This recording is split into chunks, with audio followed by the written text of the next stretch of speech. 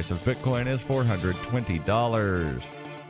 Antiwar.com reports while the U.S. has continued its drone strikes throughout the Saudi war in Yemen, irrespective of their lack of special forces on the ground throughout that period, most of those strikes have been fairly small, however. Tuesday, the Pentagon announced a much bigger attack on an Al-Qaeda in the Arabian Peninsula training camp in the mountains near Al-Mukalla, saying they believe dozens were killed in the attack. Pentagon spokesman Peter Cook claimed that the continued Al-Qaeda in the Arabian Peninsula presence in Yemen poses a threat to U.S. persons, insisting that the attacks prove the U.S. commitment to fighting Al-Qaeda around the world. Al-Qaeda in the Arabian Peninsula has been active since 2009 and during the Arab Spring held territory in several tribal areas. The Saudi focus on attacking Shiites in the ongoing war has allowed Al-Qaeda in the Arabian Peninsula to seize more territory than ever before, including Mukalla, a major port city. You can support FPP Radio by shopping online. Whether you're looking for precious metals, bitcoins, or books, you'll find that and more at shop.fppradio.com. Every purchase you make from one of my affiliates at shop.fppradio.com helps fund FPP Radio. That's shop.fppradio.com.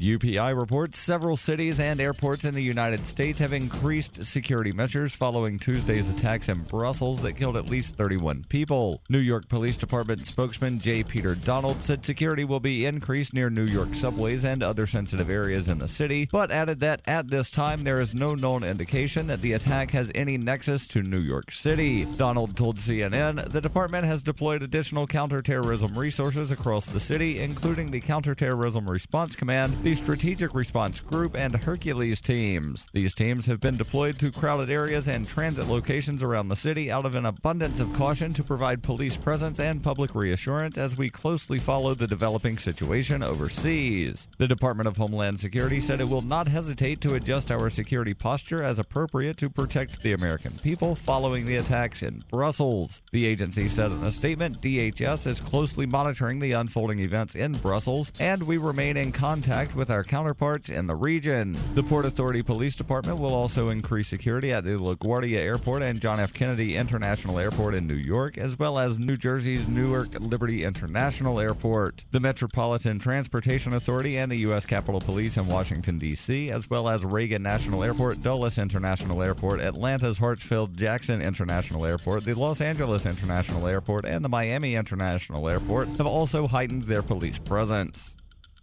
For nearly 40 years, Roberts & Roberts Brokerage has been a trusted source for buying and selling precious metals like gold and silver. They also take Bitcoin for precious metal purchases and have permanently removed the minimum purchase amount for all orders paid in the digital currency. Call Roberts & Roberts today for knowledgeable advice on buying and selling precious metals and a forward-thinking approach to new technologies. 800-874-9760 or visit online at rrbi.co. Reuters reports a federal appeals court on Tuesday ordered a lower court judge to dismiss a lawsuit challenging gun control laws approved by Colorado in the wake of a movie theater massacre in a Denver suburb, saying the plaintiffs lacked standing to bring the case. The measures, which passed the Colorado legislature and were signed into law by Governor John Hickenlooper, a Democrat, in 2013, were considered a victory by gun control activists in a state where gun ownership is treasured. The laws, which banned ammunition magazines with more than 15 rounds and required universal background checks for gun buyers, prompted a fierce backlash from critics that led to voters recalling two key Democratic members of the state legislature. After a 9-day trial, a federal judge found in favor of the governor, saying no evidence had been produced by the plaintiffs which showed that their rights to gun ownership would be infringed by the laws. The plaintiffs appealed to a 3-member panel of the 10th Circuit, which wrote in a 33-page ruling that despite the significance of the underlying issues at stake, the plaintiffs had no standing to even bring the lawsuit because they had not demonstrated that they would be personally harmed by the laws. The panel ordered the lower court judge to dismiss the action for lack of standing. This has been FPP Radio News, online at fppradio.com. Are you a report from the National Center for Education shows that an alarming 10% of U.S. high school students graduate without basic object permanence skills. According to the study, a growing number of American seniors are lagging behind their international counterparts when it comes to the crucial knowledge that things don't just disappear if you're not looking at them. Because it exists even if your eyes can't see it. Am I making sense? No. U.S. high schoolers have dropped to 17th in science, 25th in math, and a troubling 180th place in the basic cognitive awareness most humans develop as toddlers. Secretary of Education Arnie Duncan is asking Congress to fund increased after-school disguise and reveal programs. It's time to get the kids excited to learn the most obvious mental concepts that make us capable of functioning. Yeah, I mean, I'd like to do better. It's just I don't know how I'm supposed to learn anything if I don't even have a teacher. I'm still here, Vanessa. Some educators worry that too much focus placed on object permanence might take away from other important skills, such as not touching hot things that could burn you. This is the Onion News Network.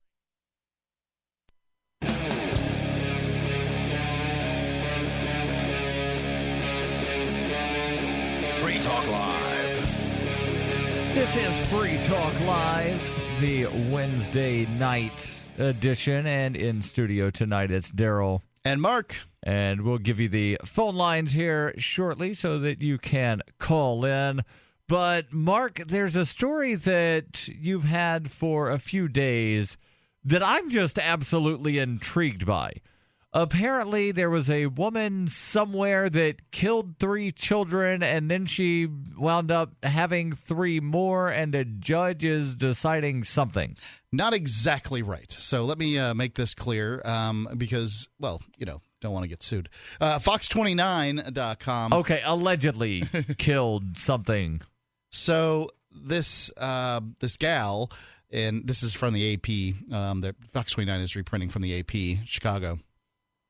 Cook County judge will decide whether to return 3 children to the custody of their mother, who was convicted of child endangerment, the drowning of her first 3 children by her boyfriend at the time.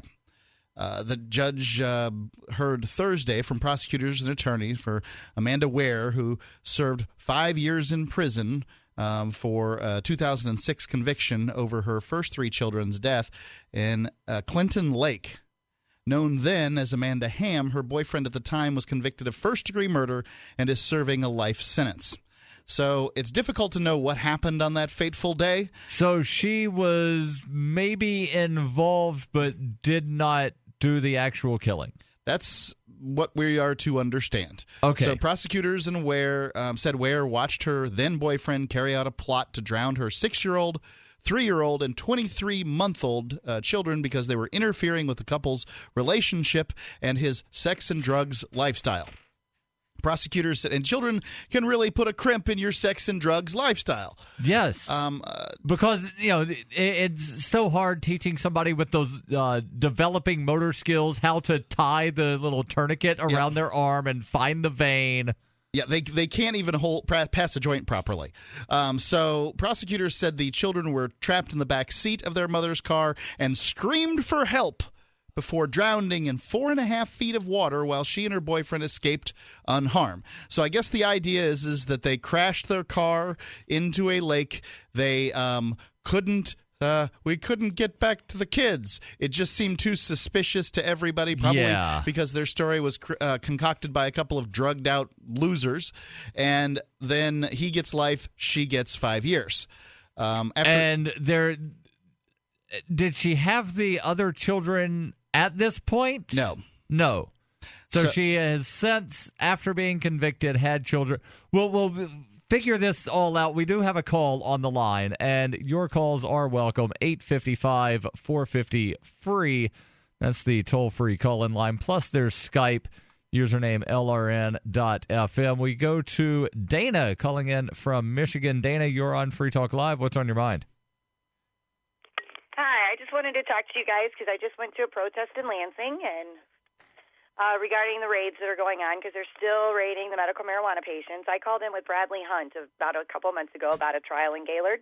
Yeah, I vaguely remember you calling in about some, you said medical cannabis dispensaries that were being raided by, was this the state or federal police?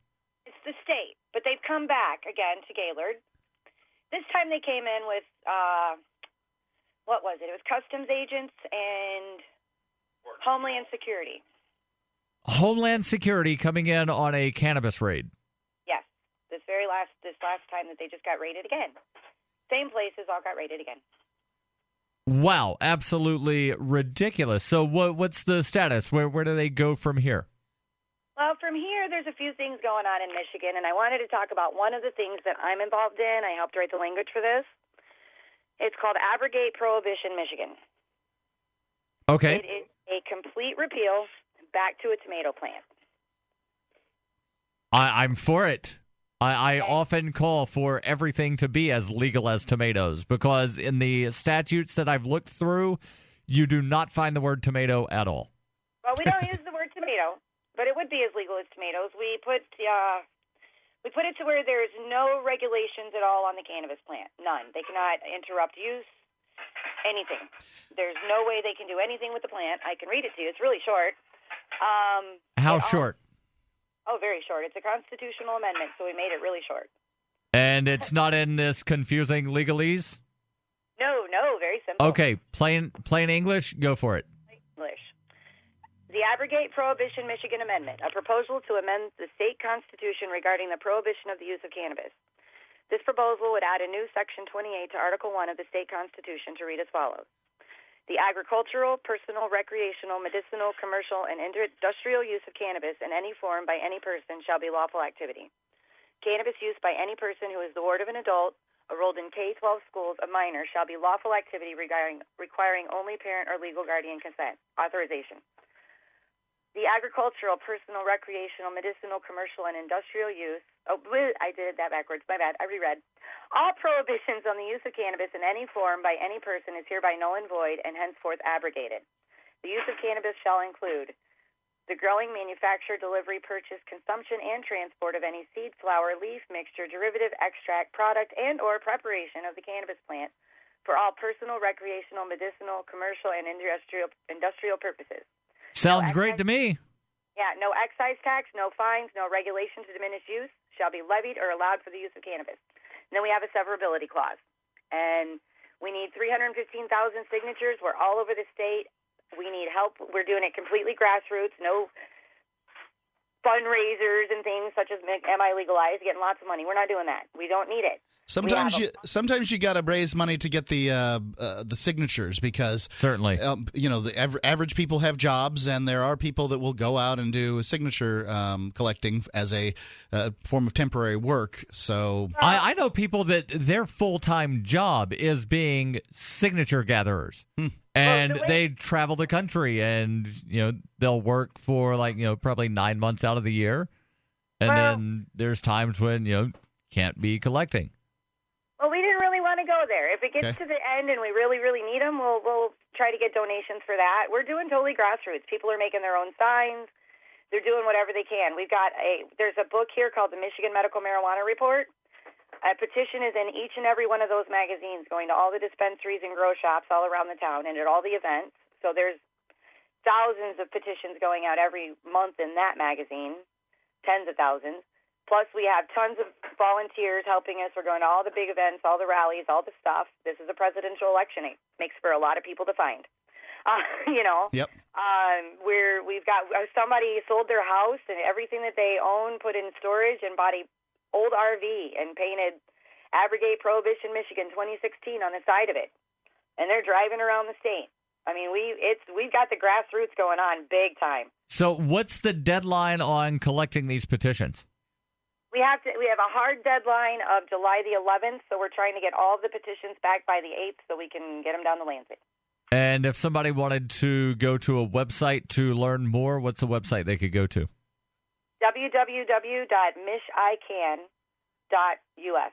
mishican.us. Dana, thank you very much, and I look forward to seeing what happens with this. Because it's not easy to gather all of those signatures to get a constitutional amendment on the ballot. Sure isn't. And then depending on what sort of attack piece those that oppose it wind up running, it might not be easy to wind up getting it passed. Right, you get all the signatures, and then you have to get past the voters, and the voters... Well, first you have to get past the challenges to your signatures, to where some group will say, these aren't valid, and they'll make you go through and pay for getting signatures counted and everything else. And then you wind up, all right, it's on the ballot, possibly have a lawsuit or two where somebody's going to challenge and say, no, you can't put this on the ballot because reasons. And then a judge will determine whether or not, yes, it can, in fact, be on the ballot. And then it goes to the voters. Yep, there's and then the voters who are generally easily scared. They're timid creatures, easily scared by nonsense, and they'll say that this particular plant needs to be outlawed. The rest of the plants are okay. Yeah, and again, it depends on what sort of hit piece winds up being run. What do you think? 855-450-FREE. That's 855-450-3733. This is Free Talk Live. Every once in a while, you get information that's worth changing your life for. This is one such time. You can save up to and beyond 25% on all purchases at Amazon. You probably heard of Bitcoin and just not thought much about it. You certainly know that you can get competitive pricing at Amazon, but now you can get a 25% discount on nearly everything you need to live. I've just given you a huge raise, and all you have to do is claim it. You go to saveitpurse.com and open an account. Do this right now. Don't wait. Then you fund the account with Bitcoin. You can buy them through expresscoin.com with a check or money order. There are other ways to get Bitcoin, but that's fast, safe, and easy. This information is worth you changing the way you do things. Go to saveitpurse.com right now, get signed up, and cash in on the huge raise I'm offering you. 15 to 25% off of everything at Amazon through saveitpurse.com. It's saveatpurse.com. Every floor in stock is on sale at Lumber Liquidators' end-of-quarter clearance sale. 100 million square feet of top-quality flooring is priced to move. Get incredible deals on 60 styles of North American and European laminate, including the look of oak, maple, or cherry for under $1. 200 styles of pre-finished hardwood from just 99 cents. Save $2 a square foot on beautiful Bellawood 3/4-inch solid Brazilian cherry, and get pre-finished solid bamboo from $149. Plus wood-look tile, vinyl plank, and more from 69 cents, and pay no interest until 2018. The end-of-quarter clearance sale is going on now, so visit lumberliquidators.com to find a store near you today. Aches, pains, looking for a solution to silence arthritis? Blue Emu Maximum Arthritis Pain Relief Cream is the answer.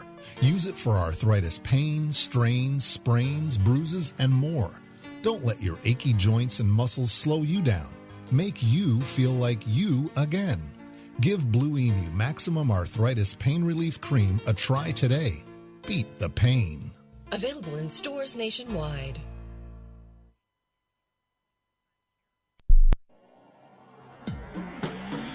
Free Press Publications is an independent, alternative media and publishing company founded in June 2009 with the mission of ensuring a free press for the freedom movement and is committed to spreading the message of peace, freedom, love, and liberty. FPP also gives new authors an avenue for publishing freedom-oriented material. FPP brings you daily news and commentary on the website, fpp.cc, as well as a daily 5-minute newscast, FPP Radio News, and weekly news, views, and commentary in the FPP Freedom Minute and Peace, Love, Liberty Radio at fppradio.com, and the monthly newspaper, FPP News, at news.fpp.cc. Find FPP online at fpp.cc. That's fpp.cc, as in Creative Commons. The 3 most important things you can do for Free Talk Live are: 1, share 1 episode a week on Facebook or in some other social networking site. 2, buy the things you buy online through shop.freetalklive.com. 3, give $5 a month to the AMP program. You likely buy all kinds of things online. Amazon is the largest online retailer. You can get what you need at the same prices with free Super Saver shipping by going to shop.freetalklive.com. Please do your online shopping at shop.freetalklive.com. This is your Robertson Roberts Brokerage Daily Precious Metals Update. In early trading Wednesday, gold is $28 lower at $1,220 per ounce. Silver is down 50 cents at $15.40 per ounce. Bitcoin is trading at $416 US. Both silver and gold are significantly lower today. This would be a great time to take advantage of buying on the dips. Give us a call at 800-874-9760 or visit us online at rrbi.co. You're listening to the best liberty-oriented audio streamed around the clock, on the air and online. This is the Liberty Radio Network at LRN.FM.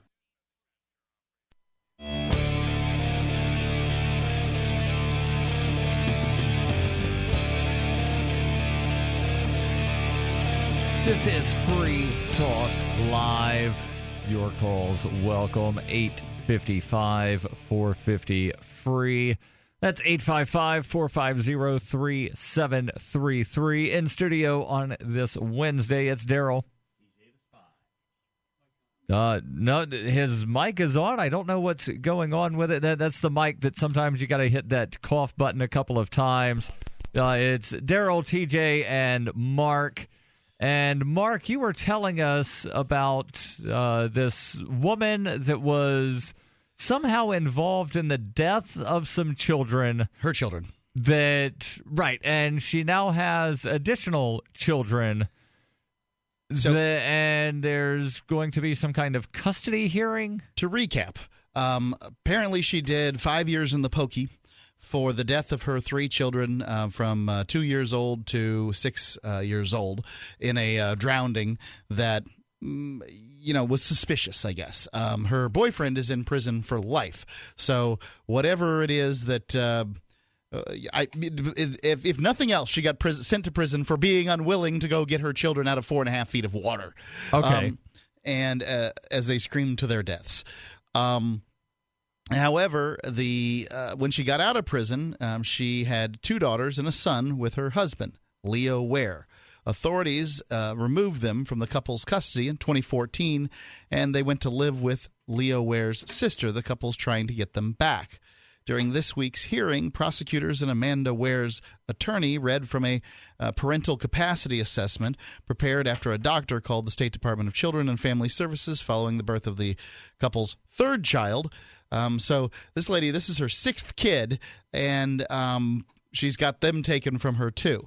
Now, each side highlighted information supporting their positions. For example, Amanda Ware is described in the report as a very conscientious and patient mother who's able to meet her children's needs, but prosecutor Gina Perdue disclosed Leo Ware's drug relapse and previous gang involvement. Leo Ware's attorney, Lisa Damon, argued that his criminal history is irrelevant to the custody issue. Both parents have been recommended to have ongoing counseling, and drug treatment has been recommended for the stepfather here. Okay, so can you go back over some of the numbers here? Yeah. When did the first set of children die? 2006. And she went to jail for 5 years? Yep. So she got out in like 2011, 2012-ish? Commenced to having children immediately. Yep, that's what I was thinking. And how old are the children now? Well, I would say that you should start counting off from 2011. So 5 maybe? Well, it's theoretically possible that she could have gotten pregnant while in jail. Yes, I think they're claiming that this guy might be the father of these kids. I don't know. The paternity of these children throughout this story has been somewhat questionable. Yes. And it might be even more of a besmirchment on her character if they went into it. I don't know the answer to that. I don't know how much you could besmirch the character of someone that was convicted of being involved in the death of 3 of her children. Yeah, what I'm thinking here is that this lady, this is to me, this is an interesting question of, probably doesn't rate high on the parental scale, right? But being a parent is something that it's fundamentally a right. Okay, I'll not argue with that. Well, but okay. It's it doesn't require anything from anyone else for you to become a parent. It's like speech. So the speech issues forth from your body. Certainly. The children issue forth from your body. Okay. So I would claim that being a parent is a right. But for me, it is the most difficult right for me to allow other people to have. And that's why I like to bring in stories that have me question my own beliefs. So I believe in rights. I believe that people have rights, and I believe this woman has rights. Now, and one of her rights is to have children. And by the sounds of it, like the little bit of information we've got out of the story, she's definitely exercising that right. She's exercising the right, and she's not very good at it. Like she's got the low skill level of mate selection here, and there's going to be, if you have a group of people, and let's call that group of people, fertile women. Some of those women are going to be good at mate selection and child rearing. Some are going to be good at child rearing only. Some are going to be good at mate selection only. And then some of them are going to be bad at all of those things. Yes. I suspect this lady is bad at those things.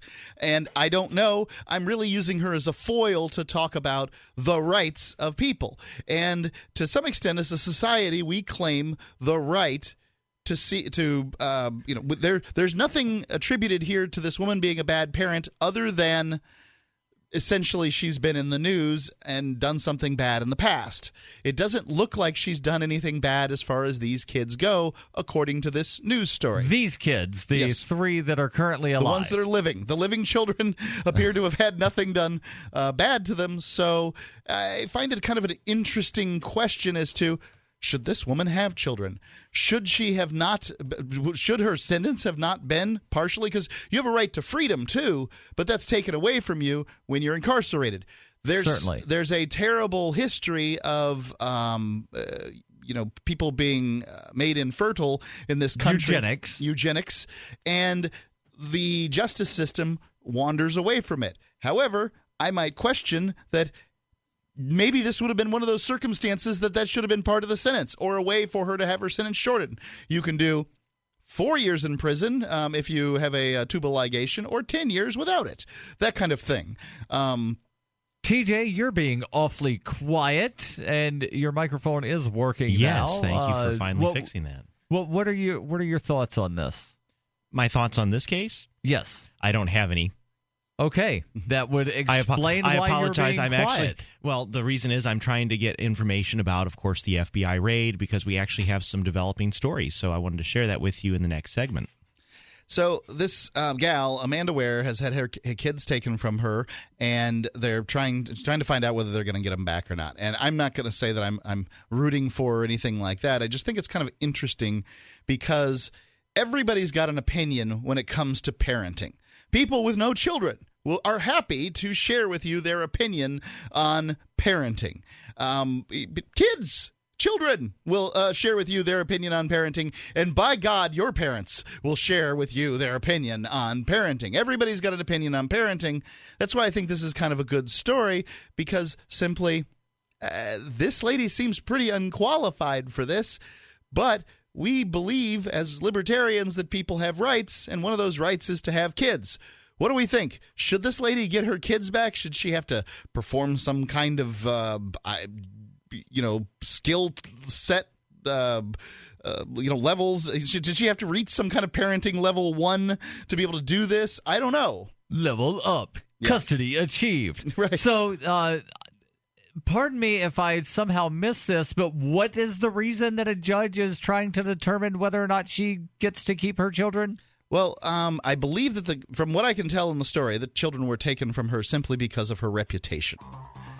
Okay, so because she did something bad a decade ago. Yeah.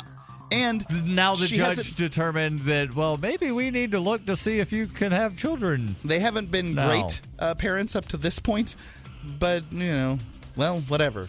It's complicated. I certainly wouldn't want to be in her position. Yeah, we'll get your thoughts on this if you have them. 855-450-FREE. This is Free Talk Live. Think body armor is just for commandos? Think again. In a collapse situation, you need to protect your entire family. Infidel Body Armor has created lightweight armor that repels AR-15 and AK-47 rounds. And priced at around $500, it won't break the bank. The whole kit weighs just 10 pounds, light enough for your 7-year-old or 70-year-old. Go to InfidelBodyArmor.com and get yours today. That's InfidelBodyArmor.com. Just won't quit. Bad news, Americans. You're probably stockpiling for a disaster all wrong. When the big one comes, you'll need more than that poisonous, oversalted survival food you now see everywhere. There are 3 vital things that your survival food is missing, and it's the first thing to disappear from grocery stores. Go to superfoodradio.com now to see my story of how I nearly died when I was forced to live on a popular survival food. That's superfoodradio.com, and I'll show you how everything you've been told about survival food is dead wrong. Go to superfoodradio.com now. On Free Talk Live, we're bringing people to the ideas of liberty every day. From wrestling superstars like Glenn Jacobs. You guys really are having an impact, I believe. Like I said, a lot of where I am now is due to listening to Free Talk Live. You changed my mind on some very important issues years ago. To random people tuning in on the radio. I was kind of stuck in the left-right paradigm. I heard your show by chance on a Saturday night. From there, I went on, joined the Free State Project, and become an amplifier. So, I mean, that's really the reason why I amp is because I know that if it wasn't for you guys being on as many stations as you are, I never would have found the ideas of liberty. Your amp will directly change more lives by getting Free Talk Live in front of people looking for talk radio online and on the air. When you amp Free Talk Live, you get perks like access to the AMP-only Facebook group and AMP podcast. Visit amp.freetalklive.com. If you want to move to the Free State and you're looking for some real estate. Oof, I think we've all had enough of that jingle, don't you? If you're going to invest in property in New Hampshire, it just makes sense to support a liberty-friendly realtor. Call Mark Warden of Team Porcupine Real Estate for investment property or rentals in the Free State. Or visit his website. Come on, you know it. PorcupineRealEstate.com. If you want to know the latest about Free Talk Live before we go on the air, all you need to decide is how you want it delivered. It's your choice. Visit news.freetalklive.com. You can get emailed announcements and participate in contests via our email updates list. Plus, we have a Twitter account that you can follow and a Facebook page where you can become a fan. So visit news.freetalklive.com to get news about Free Talk Live as soon as it's announced and the way you want it delivered at news.freetalklive.com. That's news.freetalklive.com. Every once in a while, you get information that's worth changing your life for. This is one such time. You can save up to and beyond 25% on all purchases at Amazon. You probably heard of Bitcoin and just not thought much about it. You certainly know that you can get competitive pricing at Amazon, but now you can get a 25% discount on nearly everything you need to live. I've just given you a huge raise, and all you have to do is claim it. You go to saveitpurse.com and open an account. Do this right now. Don't wait. Then you fund the account with Bitcoin. I know this sounds unbelievable, but at my house, we saved as much as 45% off of a new item on Amazon. This information is worth you changing the way you do things. Go to saveitpurse.com right now, get signed up, and cash in on the huge raise I'm offering you. 15 to 25% off of everything at Amazon through saveitpurse.com. It's saveatpurse.com. While our satellite channel is free to listen to, it's not free for us. You can help us cover our satellite costs with the chip-in on the right side of the page at lrn.fm.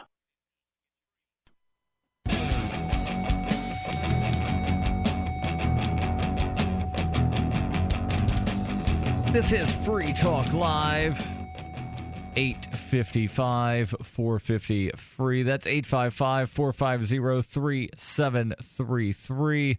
And, of course, there is Skype. The call-in on Skype is lrn.fm. If you have not done so, you will need to send a contact request first. We've been discussing the mother. Where was she from? Michigan? It was an AP story out of Chicago. Chicago. The mother that she was involved in the death of 3 children about a decade ago. Her children. It's pretty important to people. Well, wound up going to prison for 5 years, got out of prison a few years ago, and now she has 3 additional children, and a judge is now going to determine whether or not she retains at least partial custody of these new children. We'll get back into that story, but first, your calls. We've got Rob calling in from New Jersey. Rob, you're on Free Talk Live with Daryl, TJ, and Mark. What's on your mind? You guys, how are you doing? This is Ralph, not Rob. Sorry, Ralph. Yes. Okay, all right. The last time I called, I talked about the curriculum of Black Lives Matter being put in place in a college, or that higher institution of learning in Connecticut, Fairfield University. Now, I don't like, white guilty, the administrator of that school, maybe, okay? But on their own, I do not like to believe they could put that in place without an input from the outside.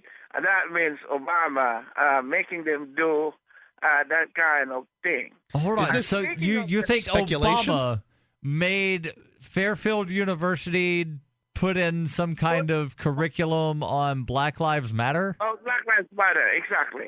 Right. Obama did this. Obama did this, of course. Wow, this is a completely new conspiracy that Obama is secretly in charge of running the curriculum at Fairfield University. It's not really a conspiracy. You just have to look at the fact that this man Obama is one with black criminality and the war against the police. He is one What with war against the police? Cops, yeah. That's right. That's right. The question was, what war against the police? It wasn't a yes or no answer. You want me to elaborate about the war on the war being waged by Obama right now in this country? Well, yeah, I guess I would like you to elaborate on that. Oh, okay. I'll do that. What about the lawsuit being filed on police department all across this country? The what? The lawsuits. Lawsuits being filed, okay. When police are being absolute horrible people and violating civil rights of people, and somebody tries to hold the police accountable, that's then a war against police. Ralph, I think you're insane and probably on drugs. No, I think he's just insane. No, that's not being insane. That's not being on drug. I see that thing happening here in New Jersey. They forced the police department in Newark to have civilian complaint review board. They never have that before. They never had what? They never have civilian review complaints. Civilian review board before. Okay, so they are no longer allowing the police to investigate themselves. I have a theory, Ralph. Let me float my theory past you, if I could.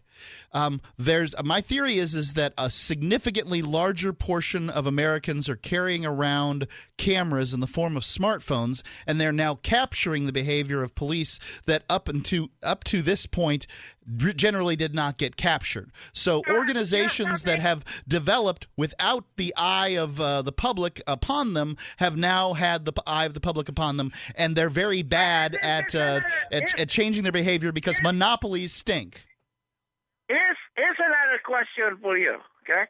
Okay. Knowing full well that the police is your first line of defense and the first responder in these troubled times, especially with what happened there in Europe when Obama is missing in action, there's no there with the guy, okay? What? You think Obama could have stopped terrorist attacks in Europe? Well, wouldn't he be giving, some action on that? Wouldn't he be leading the way? What would Reagan do? I mean, it's a NATO member that was hit. Okay? An attack on one NATO member is an attack on all NATO members. Okay, but a crime committed in one NATO country is just a crime committed in one NATO country. No. An attack has to be leveled by a country with uniforms. That didn't occur. The charter of NATO, dictates that if one NATO country is attacked, it's an attack on all. Yes, if it's attacked by another nation. Another nation didn't attack Belgium. What is Obama doing? What is Obama doing to address that? He's taking pictures underneath big sculptures of Che Guevara. What do you expect from a commie? Oh, all right. Wait, Che Guevara? Yeah, no doubt. He's Really? in Cuba getting pictures underneath Che Guevara. I'm tired of the soundtrack of white guilt and Hold on. black hate here. I want to hear this final sentence from Ralph. Ralph, you get one more sentence. Go. Any responsible leadership should have taken action with regard to that. What kind of action? What kind of action? I don't care what he's going to do. You don't care what kind of action. You just think he needs to take action. Okay. But no, I'm still baffled by how he started this call that Obama is basically micromanaging Fairfield University and also coordinating terrorist attacks in Brussels simultaneously. I can do every one of Ralph's calls. Black Lives Matter, Obama, bad. White liberal guilty. Right, you got to throw in white liberal guilt. If you don't agree with me, you've got white liberal guilt. It's just over and over. I don't think this is necessarily an issue of race.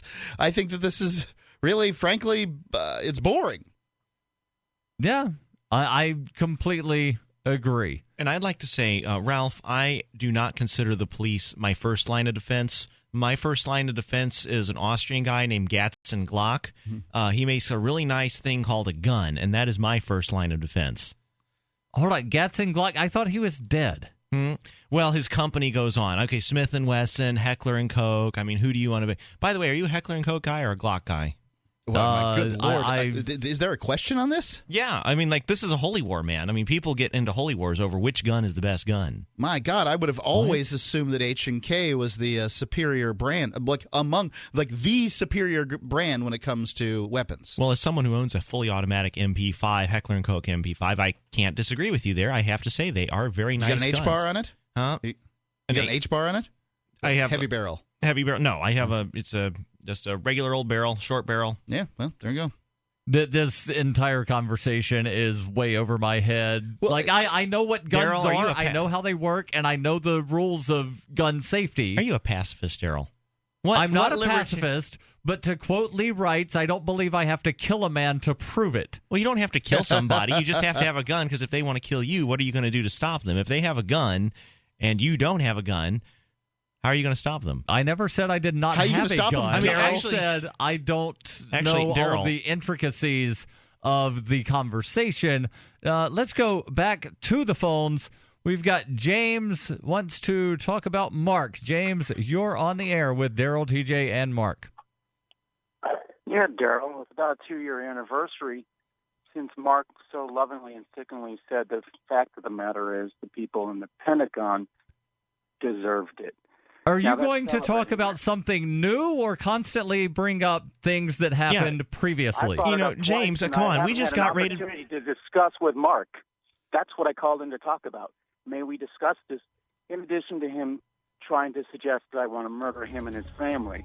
We don't have time to discuss both of those things, but I will say that it seems to me if you work for a military organization that you can intrudes on other people's nations, that you can expect those other people to lash back. Thank you That's all for I'm the trying call, to say. James, and other people are allowed to call in. I think it's a terrible tragedy. 450. We can't keep James on. 855-450-3733. This is Free Talk Live. This is a life-changing message for anyone with sleep apnea who is on the go and tired of dragging around a big, bulky home CPAP device. MiniCPAP.com now offers a portable device that's as small as a soda can and weighs less than a pound. For even more freedom, you can add a battery that's as tiny as a deck of cards. It's called the Transcend Mini CPAP, and right now you can try it risk-free for 10 days by calling 1-800-945-9289. Transcend is the world's first portable mini CPAP device. It gives you the freedom to sleep in total comfort anywhere you are. Our smallest and most advanced portable design ever, Transcend is so small and so light you can fit it in your briefcase or purse to use anywhere you go. It's FAA compliant too, so you can even sleep comfortably while flying. Enjoy the freedom to sleep comfortably anywhere. Call minicpap.com now for your 10-day at-home trial. 1-800-945-9289. That's 1-800-945-9289. Hey guys, Pat Matthews here to tell you about the newest and best way to sell products online. It's buysellmakeoffer.com, an enormously revolutionary way to sell your stuff online. It's time to clean out the garage, your old golf clubs, sports equipment, tools. And yes, even your car. Forget about the way the other guys have taken more than their share from you when the sales were finalized. Look, it's happened to me over and over and over. Then I found buysellmakeoffer.com. They will never charge you item fees. Just go there right now to sign up and load all your stuff to our server to sell. This is not an auction site. Sell your car, sell your home. Realtor, sign up now. Just use our resources along with Skype and videos, then add your creativity to sell your items quickly and with no fees. Go right now to buysellmakeoffer.com and sign up. The excitement is building. I've signed up to sell my stuff with buysellmakeoffer.com. You should too. Buysellmakeoffer.com. Money, power, and respect are all yours at CreditSuccessSecretsRevealed.com. Be seen as an industry leader. You can do it. The last application you filled out when it was time to hit submit did your nerves spike. You didn't get the approval you seek, but there's a better way. We teach you exactly what to place into the right systems the right way the first time so you get approved. Get up to $100,000 in instant business credit. Many people will get cash on the spot. Use those two tools in your new corporate credit engine so you can walk into the bank and get your project funded today. It's all about today at CreditSuccessSecretsRevealed.com. Credit Success Secrets Revealed is explosive and ignites instant results. Dial 1-800-707-8719. That's 1-800-707-8719. 1-800-707-8719. Or just go to CreditSuccessSecretsRevealed.com. Here's a chance to do a little activism while you're cruising Facebook, Twitter, or Google+. Between the LOL cats, the recipes, the hot girls, and the inspirational sunrise memes, Free Talk Live's posts pass by your newsfeed. Like them, comment. It gives us more exposure. If you don't see our posts, click like at facebook.freetalklive.com and then hover over it to click Get Notifications. It's an easy way to spread the ideas of liberty a bit further. I know you're busy, but you can spare that tenth of a calorie it takes to click on something. facebook.freetalklive.com. Are you tired of governments murdering people around the world? Stop using their money. There is an alternative. Bitcoin is a stateless, free market, non-political currency. Bitcoin cannot be inflated or controlled by any government. By using their money, you are helping the state. Stop doing it. You have an incredible alternative available now. Learn it, use it, spread it.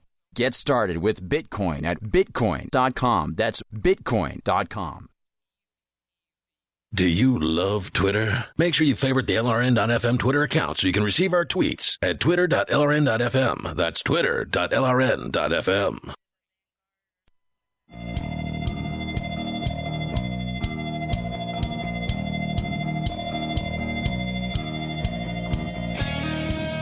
This is Free Talk Live. You can call in, join the show, 855-450-FREE. That's 855-450-3733. Or on Skype to LRN.FM. In studio tonight, it's Daryl. TJ the Spy. And Mark. And we will jump back into your calls. We've got Andy calling in from Pennsylvania. Andy, you're on Free Talk Live. What's on your mind? Hello, Andy. Looks like we lost him. Looks like we don't have Andy. I'll put him back on hold, and we will go to Zach in Illinois. Zach, you're on Free Talk Live. What's on your mind? That is that's the main studio. Boy, Daryl, you're kind of sucking it up here. You're on Free Talk Live, and we don't have Zach. I'll try and figure out what is going on. And, Mark, was there more on the lady with the kids? TJ, I know there was something that you had. You were doing some research on the FBI raid that occurred on our studios. So, yeah, jump into that info that you wound up Well, I getting. actually found an article on Motherboard Vice, and it had a statement from FBI Special Agent Daniel Alphen. And so Daniel Alphen said that the network investigative technique that they were using, it wouldn't tag your computer if you just logged into the child pornography website. You actually had to look at a very specific video. In particular, you had to go to the Preteen Girls Girl Hardcore forum. And if you actually access that forum, the Flash exploit would then tag your computer and it would start pinging the FBI servers. So it's one of those things. It's going to be very interesting to see what happens in court because unlike something where you say, I just logged into the site by accident, somebody sent me a username and password and said, oh, there are videos of police officers beating up innocent people. Maybe you went there thinking one thing. Well, unfortunately, now you can't use that defense because the forum was very explicit about what was there. So you had to, on this forum, you had to have a username. Yes. And create account and all that. Yeah, the search warrant that was issued in February 20th, 2015 in Virginia authorized them to tag the login page. But the FBI, in order to prevent a defense, because, the first thing your defense attorney is going to say is, oh, I logged into the website by accident. I didn't know what it was. And so to prevent that defense, they actually tagged the site with the video that you had to download a very specific video from a very specific forum. So is it possible that somebody could have been given the link of, here's a link to a page, go check it out, and they click on that, and then it opens up the forum page? It is entirely possible, but of course the problem is if anybody accesses that website, they're going to be in a heap load of trouble once the FBI finishes their forensic examination. Right, but the reason I ask is because on some of the dark markets, you can go look at the forums without having a login to the website. Correct.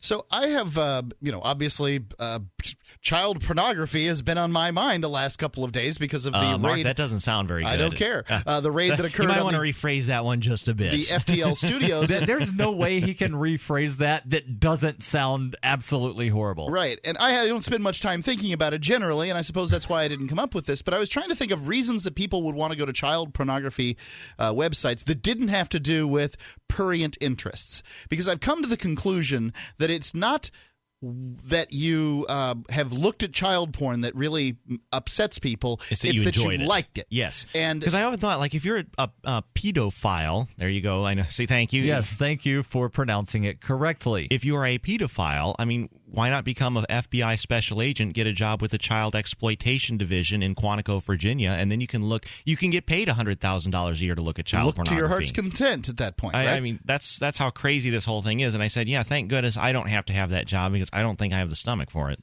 So one thing I was, besides reporters who, a journalist has to report on life in America, and that includes the criminal stuff too. Yes. And so you have to be able to research. So that journalist is one thing. Another thing I was coming up with is, what if you or a close family member somehow were, caught up in child porn, and you wanted to see whether your pictures had ended up on whatever forum? Like somebody said, I've heard that your pictures are on Playpen. Nope, and better not. Do not go to that website. For gosh sakes, do not go to that website. You're going to get in big trouble. All right, let's try going back to Andy in Pennsylvania. Andy, are you there? Hello? Yes. All Can right. you hear me? Yeah, you're a little echoey, so I'm not sure if are you on a speakerphone? Can you hear me better? Can you hear me better now? Yeah, much better. That's much better. Yeah, I Okay, accidentally had two things unmuted on the board, so that was all on me. Anyway, I was just calling to talk about the marijuana initiative in Michigan. Yeah, go ahead. I don't think. I mean, they're probably good. They're good people, and it sounds like a great initiative. But if they don't have any money behind it, I don't think they stand any chance of getting on the ballot. I'm actually, I don't know if Daryl was referring to me as one of the people he knows of that works in the petitioning business, but I have met Daryl before, so he may have been referring to me. I wasn't thinking of you specifically, but you certainly are one of the paid petitioners that I do know. Okay. Yeah. Well, anyway, pretty much any initiative that makes the ballot uses paid signature gatherers. Yes. And if they don't make the ballot. It's very difficult, and I've seen a lot of these volunteer efforts fail over the years. Maybe if it's a local issue in a city or a county that has an easy signature requirement, they might be able to knock it out with volunteers. But even then, a lot of the local issues are difficult. In fact, some of the local issues are actually more difficult to get on the ballot than some of the statewide are. Well, here in Keene, New Hampshire. Are we talking specifically about Michigan here, right? No, he's talking about I'm really talking about nationwide. any state, Okay. anywhere. Yeah, anywhere in the country. Some states don't even have it. You can't even get anything initiative. They don't. But they do have candidate petitions. You know, there's a process for candidates to get on the ballot. Some states, you know, like you could qualify as a party, or you could run as an independent. And if your party, you know, does not have ballot status, you'll have to.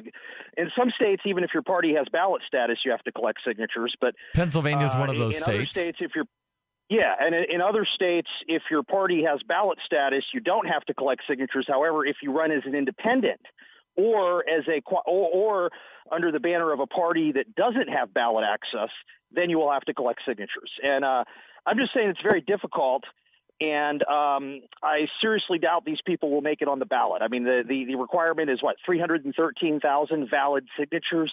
Yes. And they're going to need some padding on top of that. So, I mean, they're going to need at least 500,000 signatures. At least. Yeah, at least. And you know, doing this type of work is a lot harder than it looks. You know, petitioners are frequently harassed and, you know, run out of locations by the police and security guards. And, really? You know, a lot of the public is apathetic.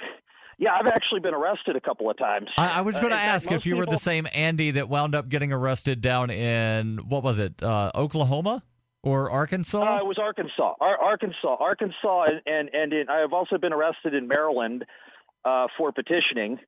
In fact, most people who've done, yes, in Maryland. I've had the police called on me, I don't know, probably 150, 200 times while gathering signatures. And I've been doing this for 16 years, but I've only been arrested twice. Once was in Maryland, and once was in Arkansas. And in Maryland, I was gathering signatures in front of a public library, and in Arkansas was gathering signatures at a state university. It was Arkansas State University in Jonesboro. And what happened with those charges? Did those ultimately wind up getting dropped? The one in Maryland did get dropped, but that was back in that happened back in 2010, and the charges were dropped in early 2011. The thing in Arkansas is still going. They've actually been jerking me around with court appearances. I've been in court like 5 or 6 times. And keep in mind, I don't regularly reside in Arkansas. So for me to go back to Arkansas to appear in court for some nonsense charge is a real hassle. And I got to do that at my own expense. But anyway, I've been in court like 5 or 6 times, and I haven't even barely gotten to say anything. In fact, the last time I was in court there, I just walked in. They handed me a piece of paper that said, you know, come back. If this was in September. I went there. I drove like over 400 miles to get there. Jeez. Didn't even get a chance to talk. They just gave me a piece of paper and said, come back in January. Yeah. Wow. So, that's what they do. Yeah, they jerk you around. And they just want you to plead. Anything to get you to plead. Or hire an attorney. I mean, obviously you're guilty if you don't want to drive 400 miles up and 400 miles back repeatedly over and over again for our great justice dispensed by the guy in the black muumuu sitting up on the dais there. Andy, thank you for the call, and definitely keep us posted on your legal woes there in Arkansas, and hopefully you don't have any woes anywhere else. And we'll take your calls. Hour 2 coming up next. There comes a time when you need custom embroidered or screen printed apparel for your business, organization, or a special event. Corporate Casuals has been helping people create great looking logoed apparel for over 25 years. They can produce a single piece or thousands using name brand apparel like Nike, Patagonia, Adidas, and Hanes. Create your logo in their online embroidery design studio or upload your existing logo and they'll turn it into embroidery. Go to corporatecasuals.com/FTL and include FTL in the order notes and save 5% on your order. DVD, books, music, instruments, periodicals, computers, software, electronics, photo, cell phones, office products, home and garden, bed and bath, furniture, kitchen, pet supplies, automotive, hardware, apparel, shoes, jewelry, grocery, healthcare, sports and outdoors, toys, games, used, and more. It's a department store at your fingertips. Shop.freetalklive.com. Get all your shopping done, get a great deal, and a portion of your purchase goes to benefit Free Talk Live when you enter Amazon via shop.freetalklive.com.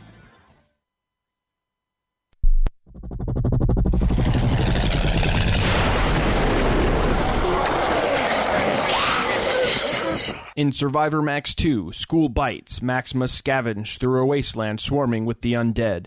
Desperate to find the medicine he needs, he discovers a community of survivors at his former school. Has he finally found the safe haven he's been looking for, or will he discover that school bites?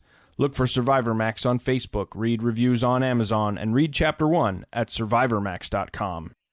So you've heard all 3 hours of the latest episode of Free Talk Live, and you're still hungry for liberty-oriented audio content? Did you know that we have another 24/7 audio stream at LRN.FM? The Liberty Radio Network airs the latest episodes of some of the best liberty-oriented podcasts on the internet around the clock. In addition to recorded content, you'll also hear live shows like Free Talk Live, originating from our Keene, New Hampshire studio. So listen anytime at LRN.FM. That's LRN.FM. You're listening to the live edition of Free Talk Live. Hour number 2 is next after the news here on the Liberty Radio Network at LRN.FM. From Keene in the Shire, the Liberty Media capital of the world, this is Daryl W. Perry, host of FPP Radio News for Wednesday, March 23rd, 2016. Silver is trading at $15.39 per ounce. Gold is valued at $1,225 per ounce. And according to BitcoinAverage.com, the average price of Bitcoin is $420.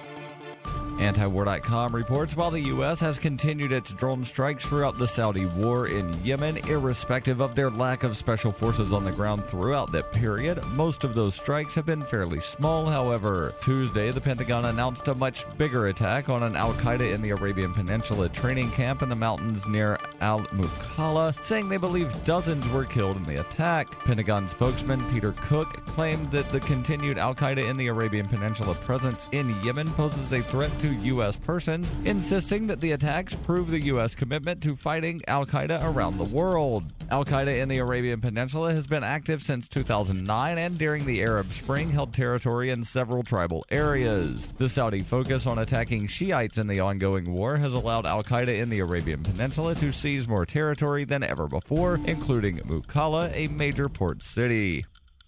You can support FPP Radio by shopping online. Whether you're looking for precious metals, bitcoins, or books, you'll find that and more at shop.fppradio.com. Every purchase you make from one of my affiliates at shop.fppradio.com helps fund FPP Radio. That's shop.fppradio.com.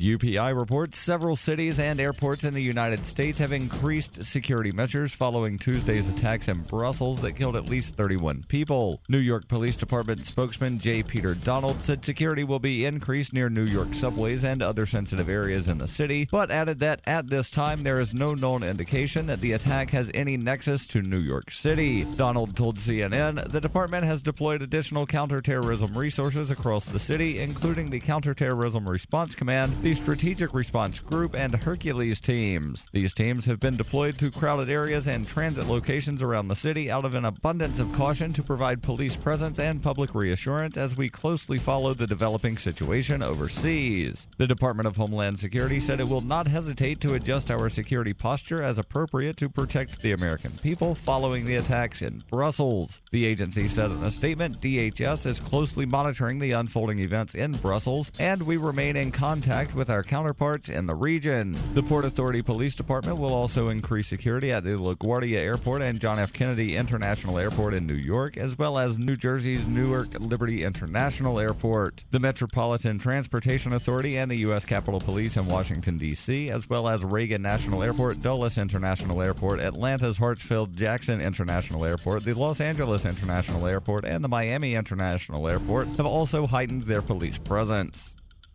For nearly 40 years, Roberts & Roberts Brokerage has been a trusted source for buying and selling precious metals like gold and silver. They also take Bitcoin for precious metal purchases and have permanently removed the minimum purchase amount for all orders paid in the digital currency. Call Roberts & Roberts today for knowledgeable advice on buying and selling precious metals and a forward-thinking approach to new technologies. 800-874-9760 or visit online at rrbi.co.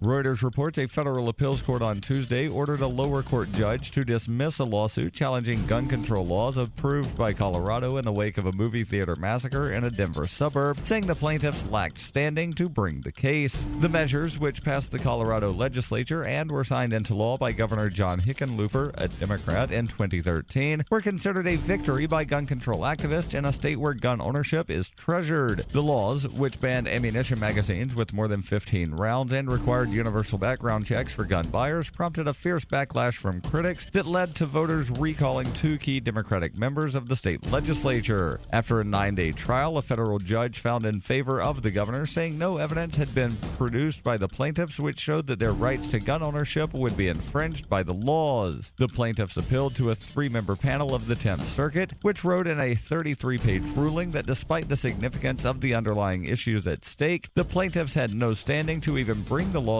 because they had not demonstrated that they would be personally harmed by the laws. The panel ordered the lower court judge to dismiss the action for lack of standing. This has been FPP Radio News. Online at fppradio.com.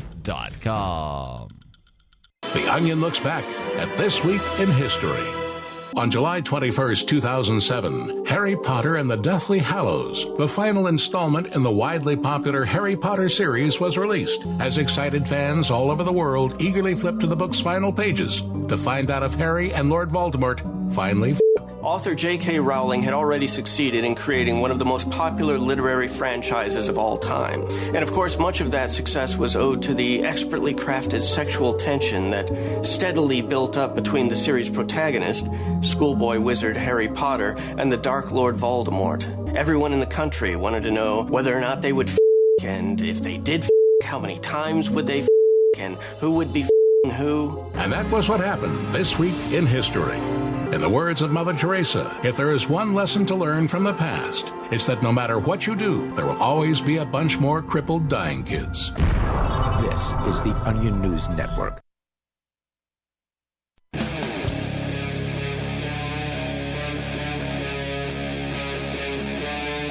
Free Talk Live. This is Free Talk Live. Kicking off hour number 2 on this Wednesday evening. It's Daryl. And DJ the Spy. And Mark. And we started off by talking about this case that absolutely fascinates me, about this woman in, I believe, Illinois, the Chicago area, that about a decade ago, she was involved with the death of 3 of her children. She wound up going to prison for 5 years, got out several years ago, had 3 more children, and now there's a judge that's going to determine whether or not she gets to keep her children. And then wound up talking about a cannabis initiative in Michigan that would fully legalize cannabis in the state shaped like a hand with the UP. A hand and a puppy. What's that? A hand and a puppy. A hand and a puppy. Yeah. Puppy? Is that what they call the UP? I thought they just called it the UP. They call it the UP, too. It looks like a dog, though. I never thought it looked like a dog. But right. You can call in about any of that, the problems faced by paid petitioners or volunteers or whatever is on your mind. We go to the phones. Zach is calling in from, I believe this is Illinois. Zach, you're on Free Talk Live. What's on your mind? So I'm actually going to derail the conversation and throw it on off topic even one more time. And I actually wanted to bring up roads in a free market because I know when free market people debate with those who are not very free market, a lot of times one of the first things they'll bring up is the roads. When people encounter the ideas of liberty, one of their first objections tends to be the roads. Right. I think is probably the way it goes. It's generally when people have confronted these ideas over time, they'll realize that, oh dear, you can put asphalt on the ground without the government. They do it all the time. But I think to be fair, Mark, most of the companies or most of the people that are being hired to put asphalt on the ground work for a private company that was contracted to do so. Yeah, and it's but it's like what it is it's a catch-all for whatever the good things are that the government does that people don't believe could in any way be funded in a free market. That's why I love the picture of the path through the middle of the forest, and it says, "Oh no, the deer have created a government. Look at their roads." So Zach, go ahead with your thoughts. So I was thinking about this today on my half-hour commute, or it's a half hour without traffic. So it's like 45 minutes to an hour commute every day.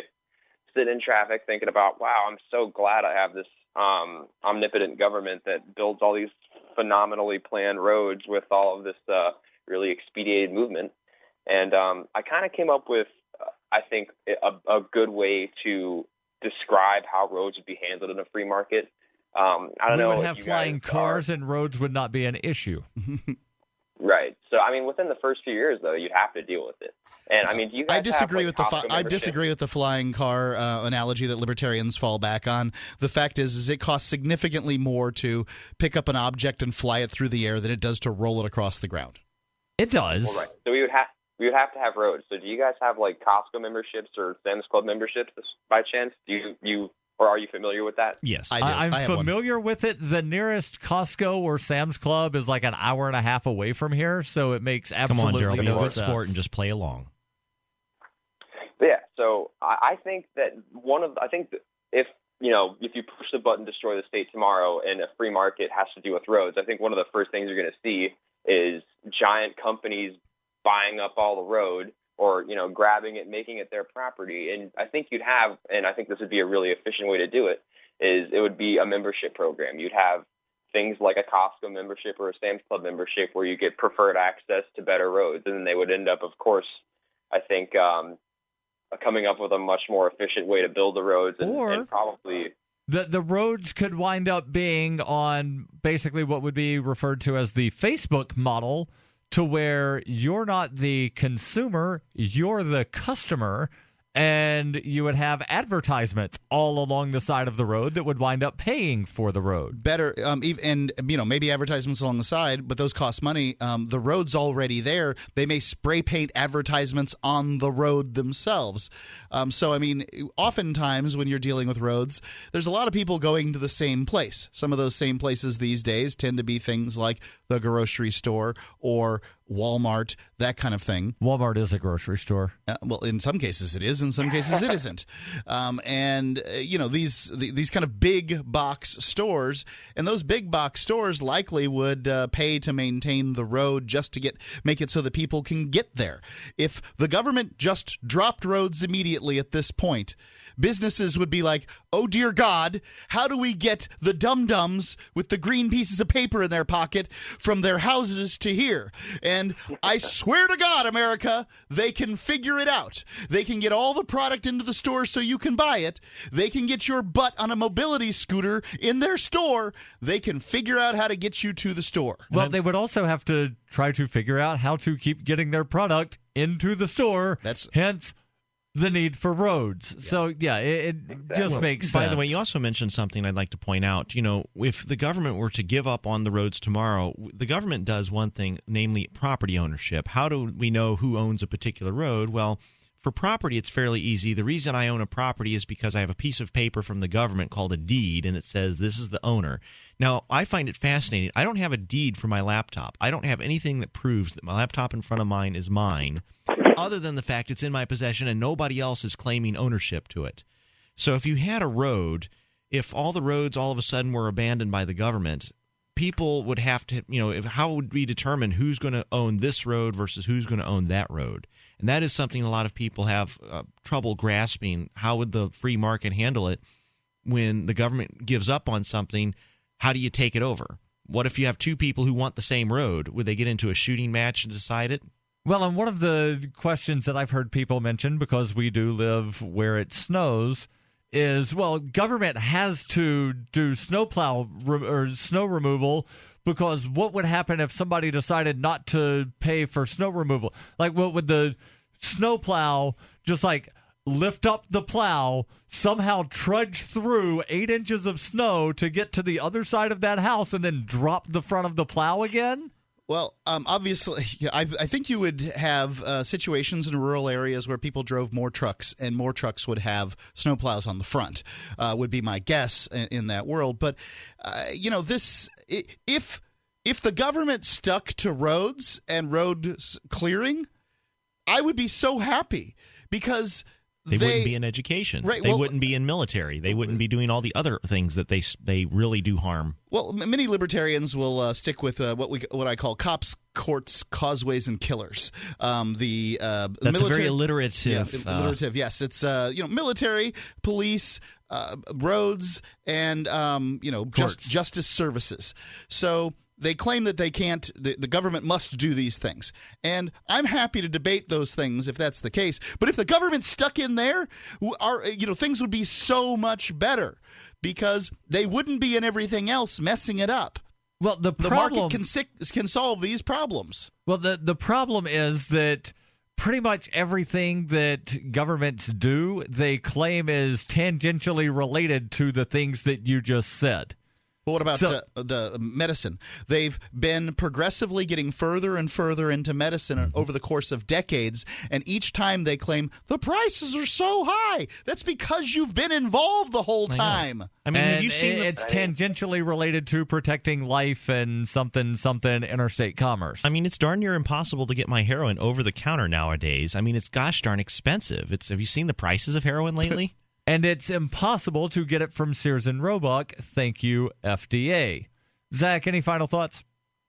Well, one thing I wanted to say also is that a lot of people question you give the free market in air quotes, you give them so much power, and you're like, oh wow, well they can do everything.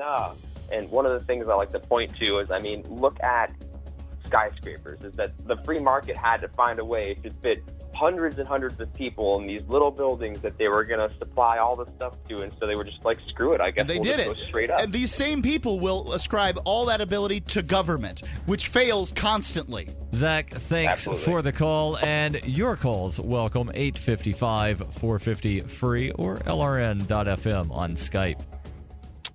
Every once in a while you get information that's worth changing your life for. This is one such time. You can save up to and beyond 25% on all purchases at Amazon. You probably heard of Bitcoin and just not thought much about it. You certainly know that you can get competitive pricing at Amazon, but now you can get a 25% discount on nearly everything you need to live. I've just given you a huge raise, and all you have to do is claim it. You go to saveitpurse.com and open an account. Do this right now. Don't wait. Then you fund the account with Bitcoin. You can buy them through expresscoin.com with a check or money order. There are other ways to get Bitcoin, but that's fast, safe, and easy. This information is worth you changing the way you do things. Go to saveitpurse.com right now, get signed up, and cash in on the huge raise I'm offering you. 15 to 25% off of everything at Amazon through saveitpurse.com. It's saveatpurse.com.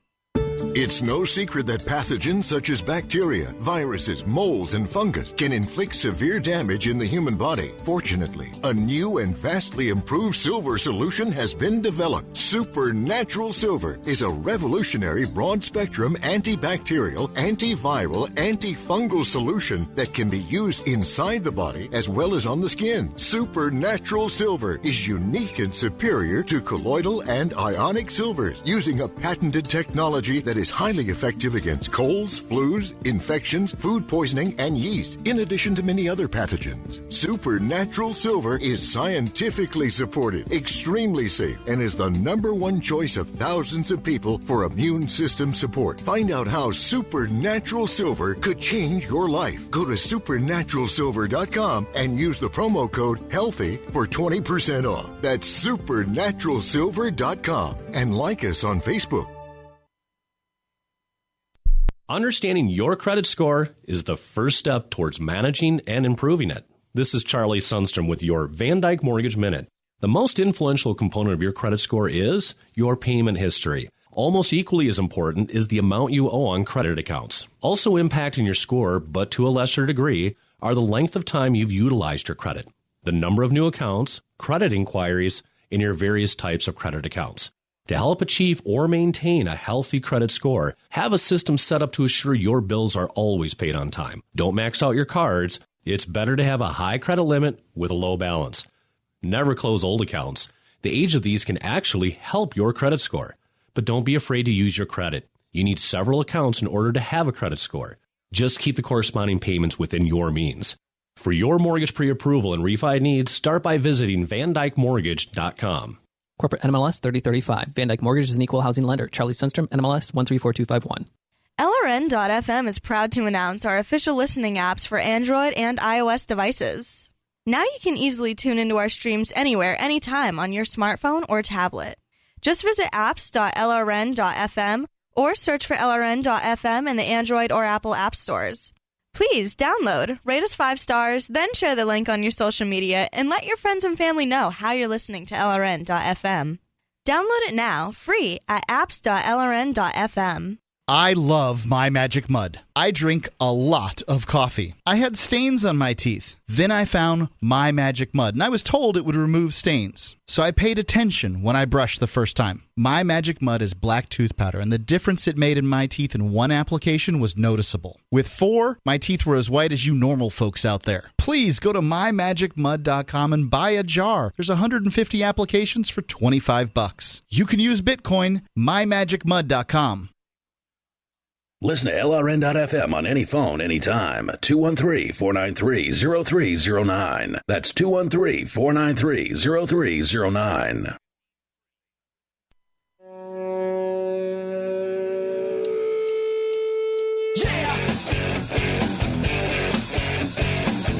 This is Free Talk Live. 855-450 free. That's 855-450-3733. And, of course, there is Skype. Username is LRN.FM. In studio tonight is Daryl. And in position 2, you have TJ the Spy. And Mark. You're actually position 3, sir. Oh, that's right. You got me.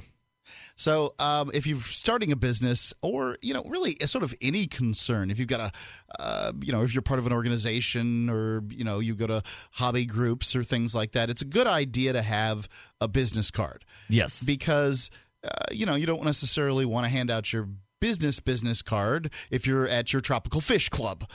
You may want one for that. And I can tell you how to get 500 business cards really inexpensively. $10 is all you have to do is go to vistaprint.com. Now, besides just printing them up for you, they've got design services there that'll help you create a fantastic card. They guarantee you'll love the products every time, or they'll make it right. They've got great customer service, and of course, those custom design services, you're not going to find that anywhere. They make it really easy for you. I love Vistaprint, and I want you to try them. So go to vistaprint.com. They've got a special offer for FTL listeners, 500 business cards for $9.99. Just use code FTL at checkout. That's 50% off the savings over the regular site pricing. It's a great deal. The quality's great. And it's easy to customize, and you can't beat 500 business cards for $9.99. And you can upgrade those too to get like fancy thick stock card and gold lamination, a thicker stock. I don't think you laminate business cards, but you can get like a gold leaf or silver leaf. You can make it shiny ink. or not shiny. You can get the matte or the gloss. Yeah, so there's all kinds of ways that you can That's a pretty spiff good it deal. up and go higher than that if you want. But $9.99 is the starting price on 500 cards. And I've gotten business cards from Vistaprint before, and they're good quality. Yep. To redeem this offer, you go to vistaprint.com, design your custom business cards, and enter our code FTL at checkout. It's FTL at vistaprint.com. Don't wait. Do it today. Let's go back to the phones. And again, that phone number is 855-450-FREE. We've got Tim in Wyoming. Tim, you're on Free Talk Live. Hey, thanks for taking my call. I appreciate the show tonight. I was wondering how roads. You're speaking about roads and taxes and whatnot. I'm wondering, aren't there? You're in New Hampshire. Aren't there a lot of toll roads there? I thought toll roads were the norm in that area. No, you're thinking of Boston. You're thinking of Massachusetts. Massachusetts. There's one or two stretches of Interstate 93 that have tolls. I thought that one of the big selling points of interstates when they first built them was they weren't going to be toll roads, and now basically anything from Boston down to New Jersey, DC, the whole thing's a big giant toll road. So yeah, I would toll roads are sort of the easy way to make people pay for roads, but the problem with toll roads is that they don't seem to have been able to come up with technology that doesn't include incredibly high-priced bureaucrats sitting in terrible working conditions, inhaling a bunch of fumes, taking your money in a surly fashion. No, they have a technology, and Pennsylvania used it a little over a decade ago when those overpriced bureaucrats went on strike. Now, what they did, they just had the little coin drop area, and after people dropped their coins, the little arm went up and allowed people to leave, and they actually saw an increase in revenue during the weekend that these a-holes were on strike, demanding $21.50 per hour. Because they didn't pay them, or what? They weren't there. They went on strike. But you said there was an increase in revenue. I understand they weren't there. Why did they have an increase in revenue? Because more people were using the toll roads because it was cheaper to use them because they had nobody that they had to pay. A lower price. Because nobody was there to take the money. Gotcha. Well, it's also Sorry, go on. No, I was just going to say, and toll roads are also a threat to privacy because whenever you go through a toll, even if you're not using EasyPass is inimical to privacy. If you go through an EasyPass transponder lane, you are tagged and recorded. There will be a record of your vehicle going through there, and a lot of murder investigations or criminal investigations have used EasyPass data to convict somebody. I got to say, that's a good thing in that case. Also in Pennsylvania, they used the EasyPass info to figure out that the gubernatorial limo was going 105 miles an hour on the turnpike. Mm-hmm. The thing is, even if you use a regular lane now, thanks to license plate reader technology, they actually record your license plate. So toll roads, I avoid them like the plague if at all possible if I'm going somewhere and don't want a record of the government that I was that someplace. But even now, interstates that are free, if you see at those truck stops, they're starting to put license plate readers on those. So you cannot take the interstates anymore without LPRs or license plate readers or ANPRs, automated number plate recognition systems, tagging your vehicle and keeping a record of it forever. New Hampshire's the only state in the union that they're outlawed. Well, I'm also thinking along the lines of the tracking technology. There's in California they use a thing called, I think it's called Fast Pass or Easy Pass or something like that. Yeah. Basically the same thing, but it can track you all over California. No matter where you go, they can track it because they have readers by the sides of the highways. They have RFID readers and scanners by the sides of the highways, and because cars are becoming so wired, so completely connected to the grid, if you will. They're also, I mean, your phone, your whatever technology you happen to carry in your pocket, unless you're using some sort of active interference technology, active blocking technology to keep that from being tracked, you're also being tracked no matter what. You're walking in the supermarket, you're walking down the street, you're going to get into a taxi that's also RFID chipped. Now you're in the taxi, they know you're in the taxi. The taxi's also sending information to the company, and I'm just saying, I mean, maybe these things are not exactly the way they're being done, but if RFID can be used and tracking technology can be used in concert with other technologies, then someone has already decided that they're going to do it, and we will not know about it until somebody comes along and says, well, I'm filing a lawsuit against so-and-so because they're doing this to me. Well, they've been doing it for 10 years. And it's like I said about Verizon. I called a while back about Verizon tracking and blocking people's emails. When they tracked and blocked, when they track, erase, and block people's emails, they were doing it, I'm saying, probably for a couple or 3 years before they ever said they were doing it. They finally they admitted it.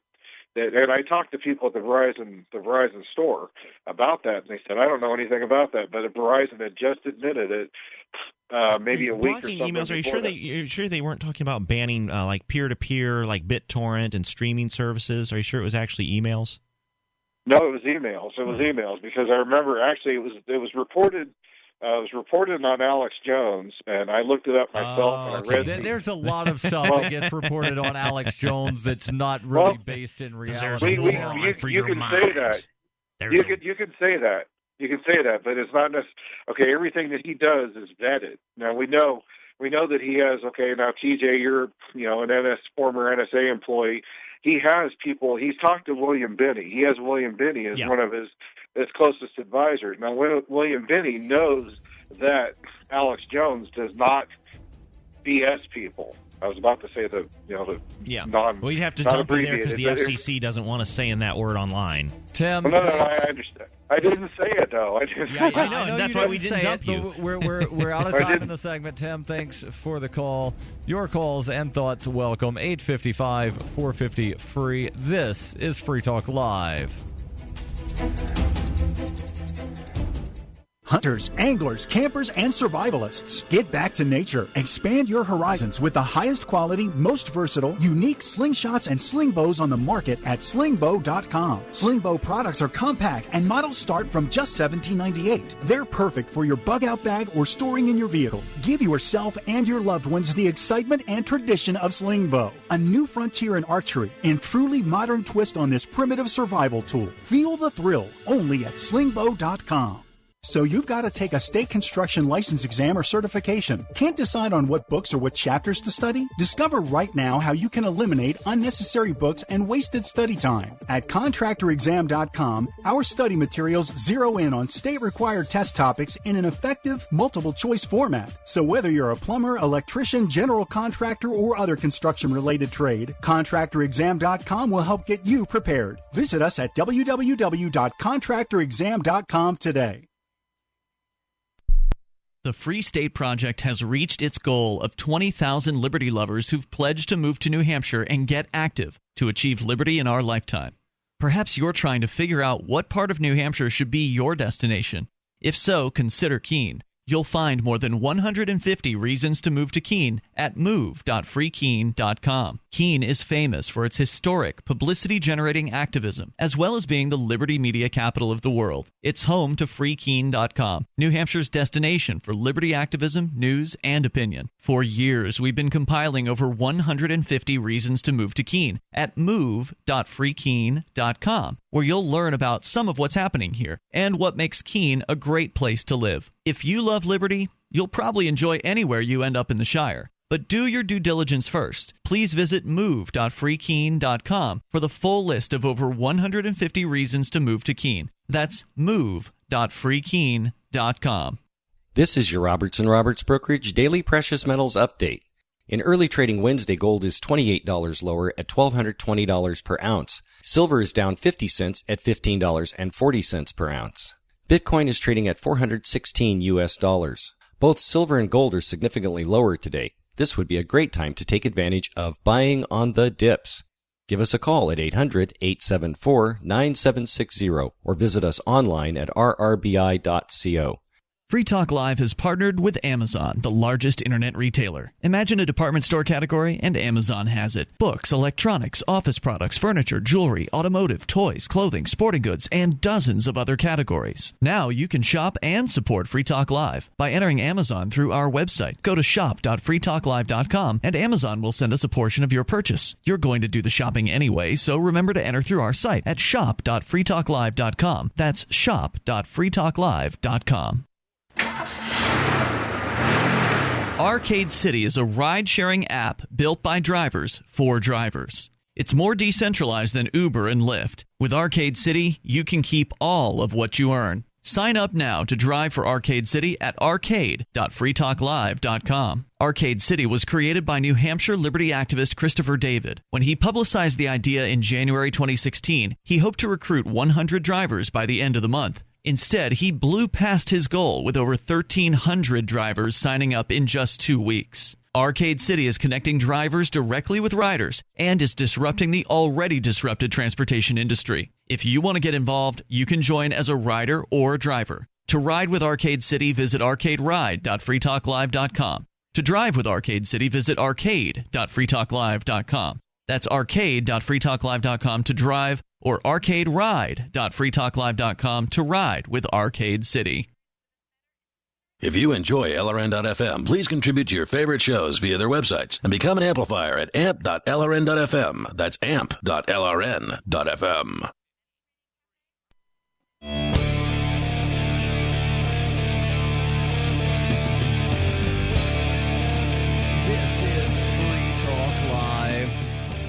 Free Live Wednesday night edition. Hump Day, if you will.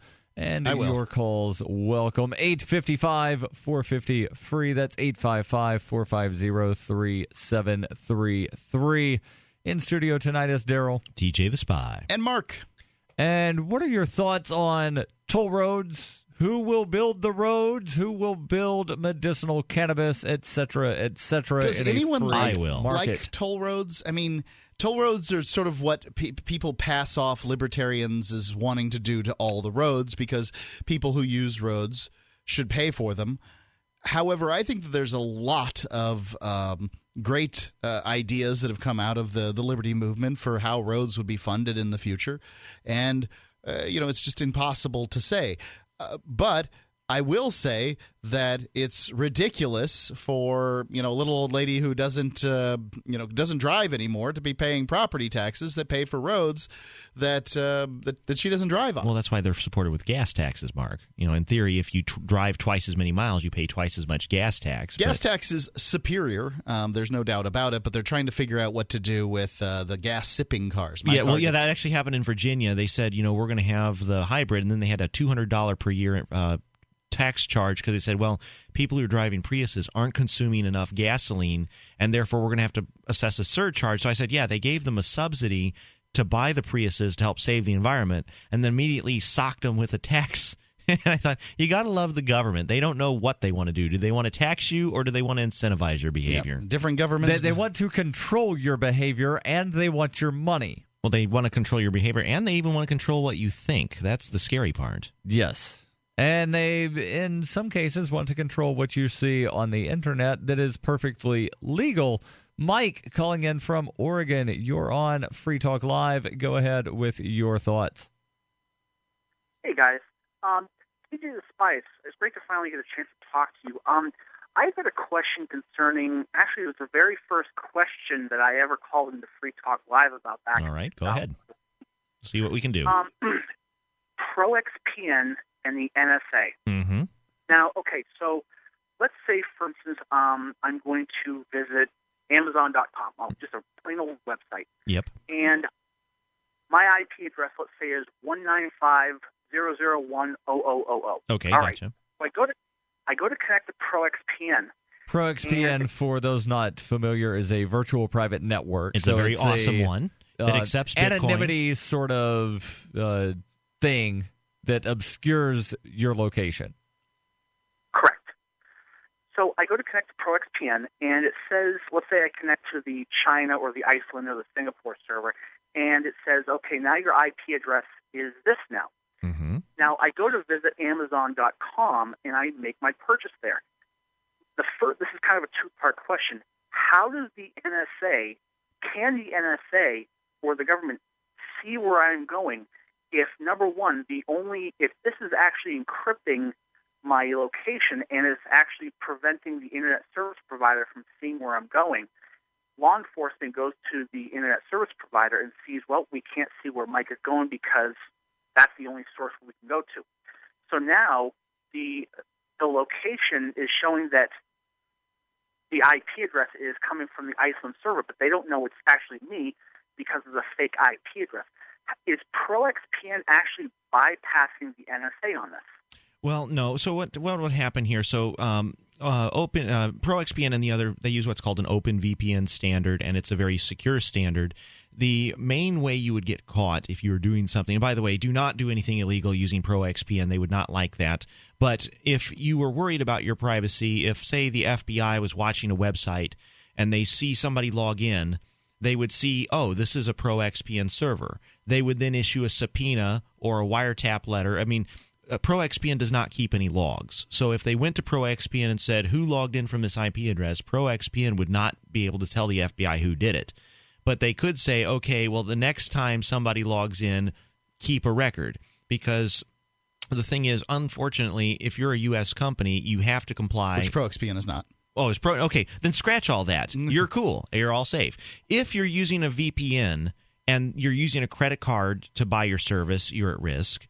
because why anybody would do that is beyond me. Yeah, well, I mean, the thing is, you get a big old discount for using Bitcoin with ProXPN, and then they can't tell who you are either. Yes, and I use ProXPN myself as well, and so the thing is, yes, if the VPN gets a wiretap order from the FBI, and if they have to comply with it because they're a U.S. company, then they could actually start keeping records on when you log in and identify you from that. But as long as the company doesn't keep records, they can't go back ex post facto and say, oh, this IP address was then rerouted to this IP address, which then connected to this IP address. They shouldn't be keeping. A good VPN should not be keeping that information. So, and IP address is basically it's like your phone number for the internet. Yeah, the phone number for your computer on the internet. And so a VPN is a virtual private network. So the NSA, what they could see, the NSA has what's called a NARIS box. And there's actually a good documentary on Nova about it. But basically, they can actually see at the protocol level, they can see the physical connections at the TCP/IP level of bytes going into and out of a connection. So if they were interested in a data stream, they could follow it from the server to the ProXPN server, and then from the ProXPN server, if you request a site that's say you download a JPEG file, it's 250,005 bytes, and then they see a packet that's encrypted that has 250,005 bytes. 1 millisecond later, leave and go someplace. Well, they can assume, oh, this packet that came in was a certain length, and then it went out, it was exactly the same length, and that's called a data size correlation attack or a timing correlation attack. And that's one way, one of many, many ways you can break a VPN if it's not done right. It's very, very hard if you're dealing with NSA as an adversary. It's very hard to keep your privacy from them because they have so much level of access. They have so many backdoors. They have so many zero-day exploits they can bring to the table. And fortunately, if you're a drug dealer or a criminal or a bank robber, you don't have too much to worry about because the FBI's capabilities, they're very good, but they're not nearly as good as the NSA's. And I can say that because I worked for them, and I know that the FBI's tools are not as good as the NSA's. TJ, almost everybody is a criminal of some sort. So when I say criminal, I mean a real criminal, not a fake criminal, like someone who mailed their dentures across state lines without a license type criminal. Hold on. That's actually a thing? Yes. You didn't know that? I never knew that people would mail dentures, nor did I know that it was illegal to do so. So that would be my first question is who the hell mails dentures? Somebody that, I don't know, they left their dentures at home and they went on vacation There's to California. A good reason, yeah. And they call up, hey, Jill, can you go over to my house and get my dentures and mail them to me? I'm staying What if you leave them at a hotel California. and then the hotel's like, well, we can't commit a crime by doing this, then you're just out your dentures. The hotel probably doesn't realize it's a crime. Mike, thank you for the call. And there's always some little jailhouse lawyer running around that thinks they know everything about the law. Yeah, in particular, it's 18 United States Code, Section 18221. Yeah, nobody cares. No, hold on. You can't say that's actually a thing, and then no. I'm going to cite the thing. It's 18 United States Code, Section 1821, Transportation of Dentures. And basically it says if you mail dentures across state lines and you are not licensed in the state from which you're mailing or mailing to, you're committing a federal misdemeanor. So you can get up to a year in jail for that. And when my mom asked me to mail her dentures from Missouri to South Carolina where she was on vacation, I called up my attorney and he said, absolutely do not do that because that is a federal crime. And yes, you will get indicted if they really want to get you. So you had mentioned about the NSA and backdoors, and you had some news about backdoors, I think specifically related to the FBI, though. I actually did. So basically, there's a lot of the actual let me come back to that story once I got it the info back on my computer. Get it pulled up. But I definitely want to talk about it because the FBI has been in the news recently because of the iPhone situation. And the FBI had sued Apple. They actually wound up dropping temporarily the suit I got a lot to say about Apple because they claim that a benevolent third party has shown them how to get into the phone. So we'll talk about that and more FBI, NSA, backdoor-related stuff into your privacy. This is Free Talk Live, 855-450-FREE. Imagine your life 5 years from now. Are you on the path you want to be on? It's time to take control of your future by getting a world-class education from one of the nation's top universities. Arizona State University is now offering over 100 top-tier degree programs 100% online. It's the exact same degree our on-campus students receive, but you can learn from anywhere in the country on your own schedule. For information, call 1-800-939-9426. Learn from ASU's world-renowned faculty and use ASU's global recognition to improve your visibility, professional network, and gain real-world experience you can start using today. The Wall Street Journal ranked ASU 5th in the nation for producing the best qualified graduates. Now discover how ASU Online can stand out on your resume and help separate you from the competition. We're ready to help you learn to thrive in your life, in your career, and beyond. To learn more about ASU online degrees, call 1-800-939-9426. That's 1-800-939-9426. It's about time something new came along for better selling and buying online. And I found it. What now, Marge? It's buysellmakeoffer.com. Never heard of it. It's a brand new company. That's why you've never heard of it. It's the newest and best way to sell any products online. I did all the research. Sell my car? Yes. Our home? Yep. My golf bag? Your golf clubs. All of them. How about your purse collection hoard? Hey, now. You said any product. Right. I did. We get 30 days free. Really? Packages starting from only $7.95. And buysellmakeoffer.com will never charge item fees ever. Never. And this is cool. Listen to this. You can even use Skype or video to show your items. That's cool. Yes. All we have to do is go to the website, sign up, and then load our stuff to sell. I love this site. Buysellmakeoffer.com. Buysellmakeoffer.com. You got it? Buysellmakeoffer.com. Buysellmakeoffer.com. Better selling, better buying. Following the announcement of First Communion, the Holy Spookerist, the first hardcore pornographic movie to be filmed in Vatican City since 1982's classic adult feature Pope Fisters 4, Onion reporter spoke to Herschel Savage, director of the film. It's a huge honor for me and everyone else involved with this film. This is where they shot Pope Fisters 4. I mean, that movie's a masterpiece. Well, when we wrote up the script, we sent it over to the Vatican to get the Pope's approval and see if he had any notes, but he loved it just the way it was. The highly anticipated pornographic film, which stars Ron Jeremy as the horny sea himself, Pope Benedict the 69th, will reportedly contain graphic sex scenes filmed in the Sistine Chapel, St. Peter's Square, and the Pope Mobile, among various other notable sites within the Vatican. Well, actually, I'm just watching a cut of this amazing scene we shot last night where Pope Benedict is gangbanging a bunch of nuns in his bed, and it was great because the Pope let us use his bedroom. Tomorrow we're shooting the scene where two nuns fuck each other on St. Peter's tomb using strap-on crucifixes. I think people are really going to like this movie. This is the Onion News Network. The three most important things you can do for Free Talk Live are: 1, share one episode a week on Facebook or in some other social networking site. 2, buy the things you buy online through shop.freetalklive.com. 3, give $5 a month to the AMP program. It's my firm belief that Free Talk Live's AMP program is the best use of your charitable dollar among liberty-oriented organizations. Support all the organizations you love, but make sure you give $5 a month to AMP at amp.freetalklive.com. Ross Ulbricht was convicted in early 2015 of running the infamous Silk Road Underground Market. The Silk Road was a gift to humanity and helped reduce the harms brought on by drug prohibition. For this good deed, Ross has been sentenced to life in prison with no possibility of parole. Now, an appeal is Ross's only chance, and he needs your support. Please visit freeross.org, where you can contribute via various methods, including Bitcoin. Visit freeross.org. That's freeross.org. You can put the Liberty Radio Network on the air in your area. Visit broadcast.lrn.fm to learn how. Broadcast.lrn.fm.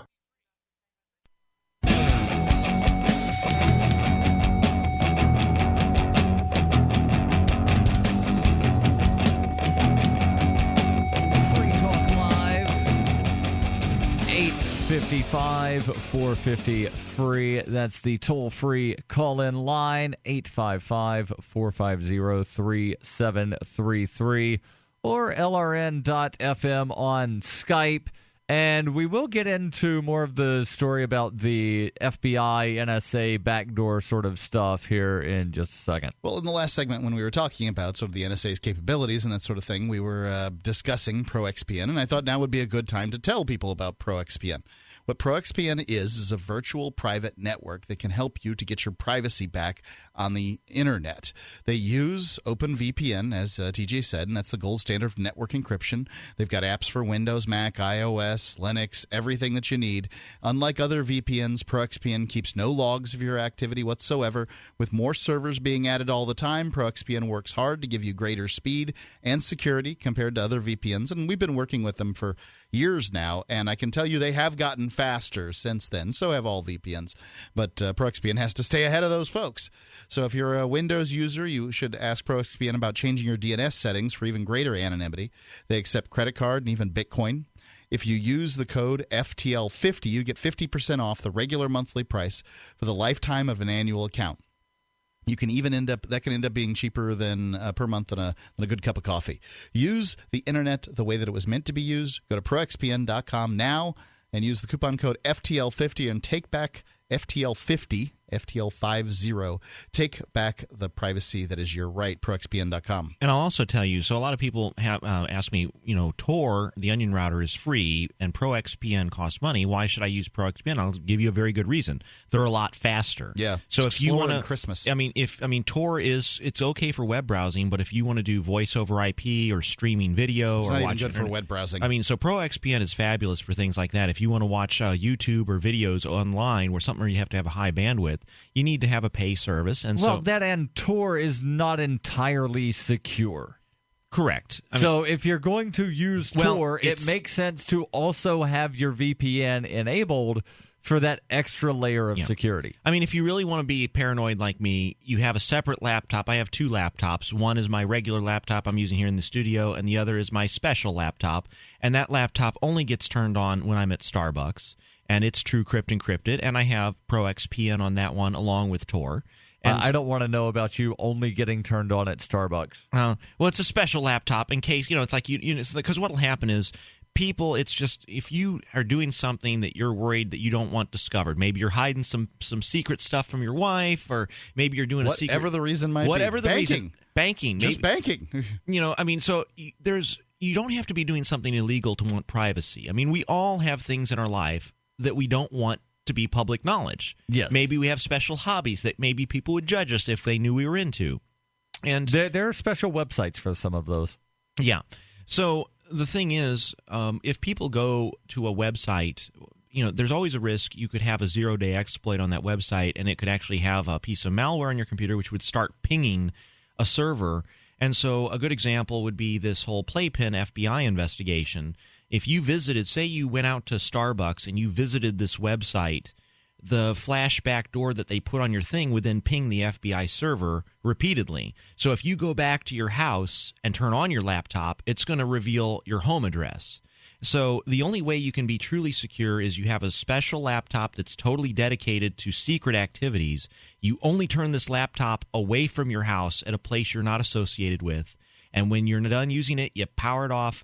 It's TrueCrypt encrypted, so that way, if it gets stolen, that's the big reason I encrypt my laptop is if it gets stolen, I don't want my tax returns, my social security number, and any photos that might be a little risque falling in the wrong hands. So my first question is: you have tax returns and the social security number on your laptop? Yeah. Like you keep those on your laptop? If you've got your tax returns on there, you have all that stuff on there. Yes. I have 10 years worth of documents: credit card bills, insurance statements, health insurance bills, health reports, psychiatric evaluation. I have my entire NSA psychiatric security folder is on there. So my little psychiatric profile's there. So I have 10 years of my life. Every time I get a piece of paper, I scan it in, PDF it, encrypt it on TrueCrypt, and then I shred the original. So there's no paper in my room. Paper is very bad for privacy because, unfortunately, it's bulky, it's heavy, and you can't shred it easily. The nice thing about TrueCrypt is if the FBI raids the house, you just hit the power button on your laptop, and boom, it's all secure. And the NSA and FBI are also not good for your privacy. So there was actually a story that you had about some of that. So Bruce Schneier, who's one of the security experts who writes a blog called Schneier on Security, actually reported that the companies are handing over their source code to governments. So which companies? That's the thing that there's apparently Dell, Huawei, and Juniper. Of course, the NSA catalog of implants and software backdoors that was published by Snowden indicate the NSA has capabilities against Dell routers, Huawei, Juniper, and other things, hard drives like Western Digital, Seagate, Maxtor, and Samsung.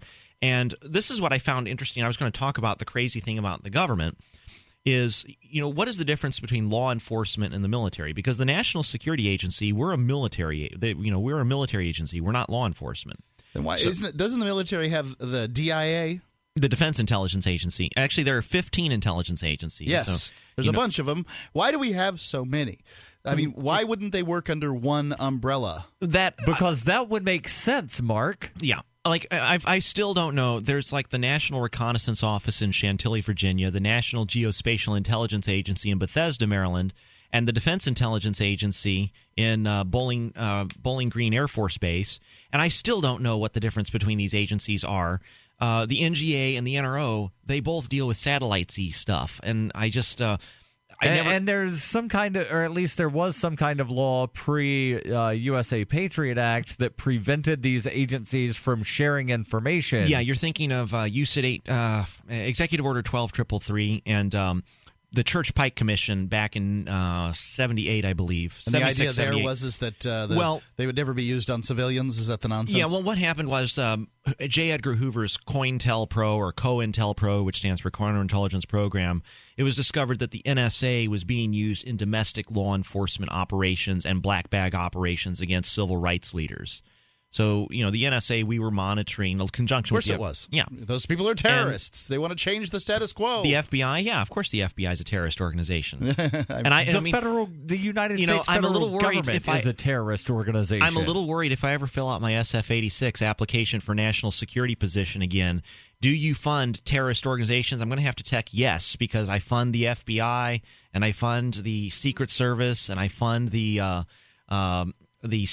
U.S. Park Police and the DEA. DEA is a real terror organization. They're the ones I'm terrified of. Well, you look at the history of the CIA, and it's getting involved in Central American countries and countries in the Middle East, and the overthrow of governments and these sorts of things. The CIA, can't call it the Contra, Sandinista, distributing cocaine, crack cocaine in South Side. No, here's my favorite one. They actually gave back in the 60s LSD. In New York City, the CIA actually had prostitutes slip LSD into the John's drink to see if the Johns would reveal information. They were testing it as a truth serum type agent.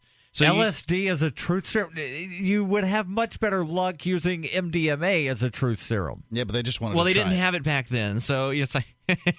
They had MDMA in the 60s. They did? Okay. It was invented in the 60s. Yeah, well, they decided to test LSD on Johns through hookers. Did you know who held them responsible?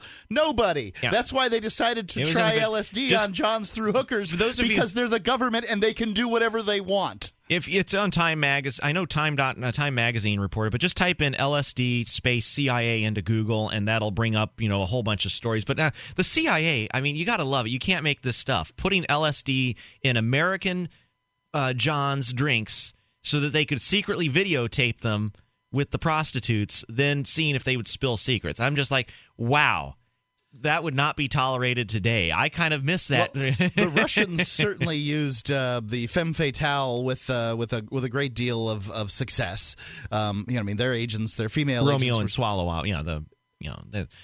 We don't femme fatale. That's a Bondian term. Okay. It's called the swallow a Romeo and a Swallow operation. Okay. So it's where you get like a attractive female to find some lonely young engineer and seduce them.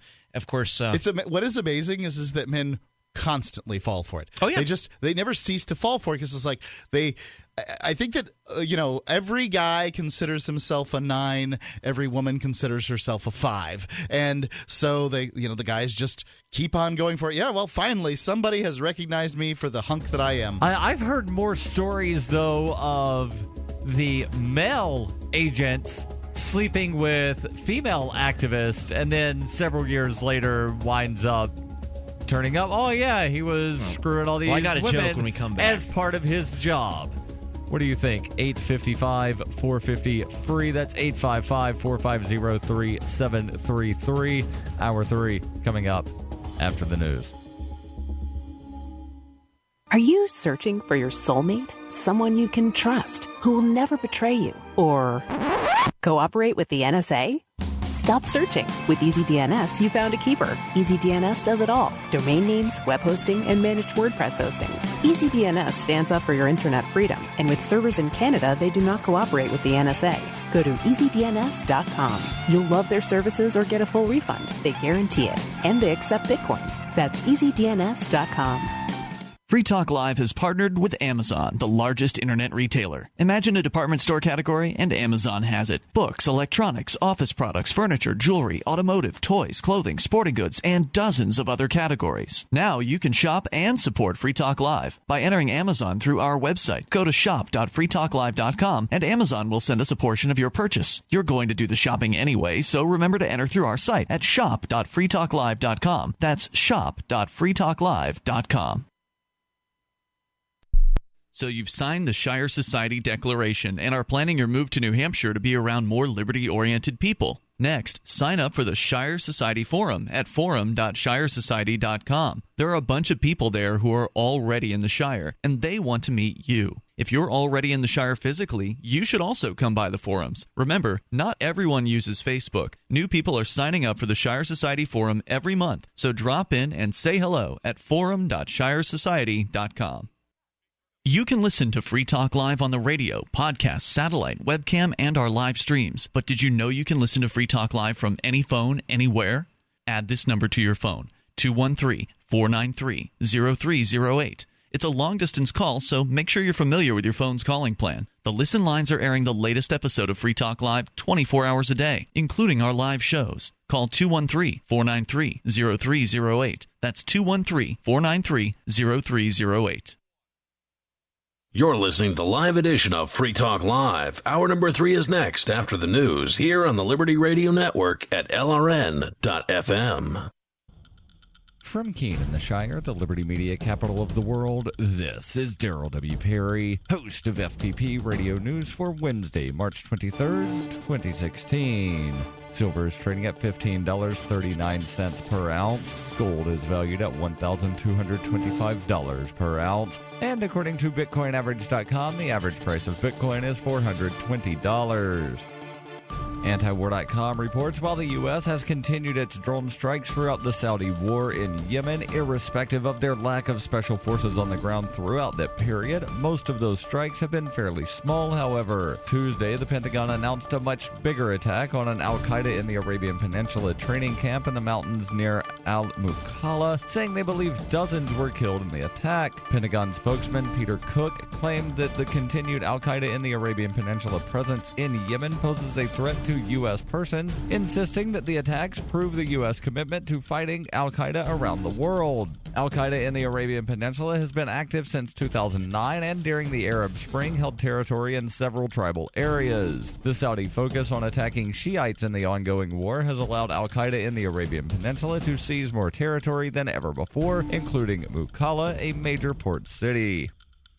You can support FPP Radio by shopping online. Whether you're looking for precious metals, bitcoins, or books, you'll find that and more at shop.fppradio.com. Every purchase you make from one of my affiliates at shop.fppradio.com helps fund FPP Radio. That's shop.fppradio.com.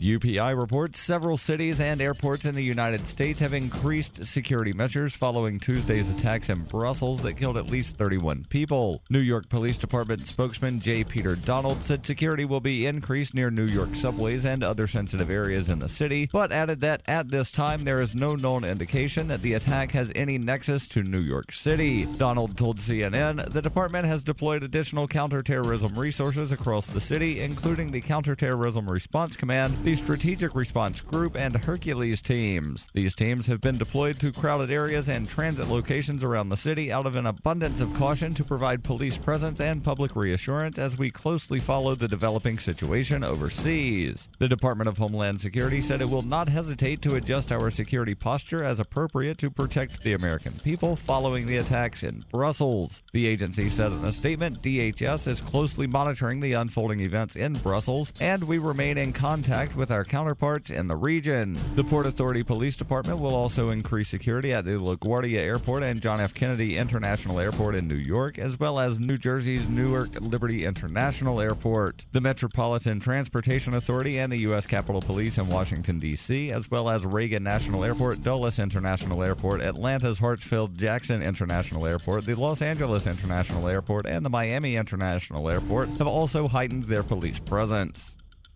For nearly 40 years, Roberts & Roberts Brokerage has been a trusted source for buying and selling precious metals like gold and silver. They also take Bitcoin for precious metal purchases and have permanently removed the minimum purchase amount for all orders paid in the digital currency. Call Roberts & Roberts today for knowledgeable advice on buying and selling precious metals and a forward-thinking approach to new technologies. 800-874-9760 or visit online at rrbi.co.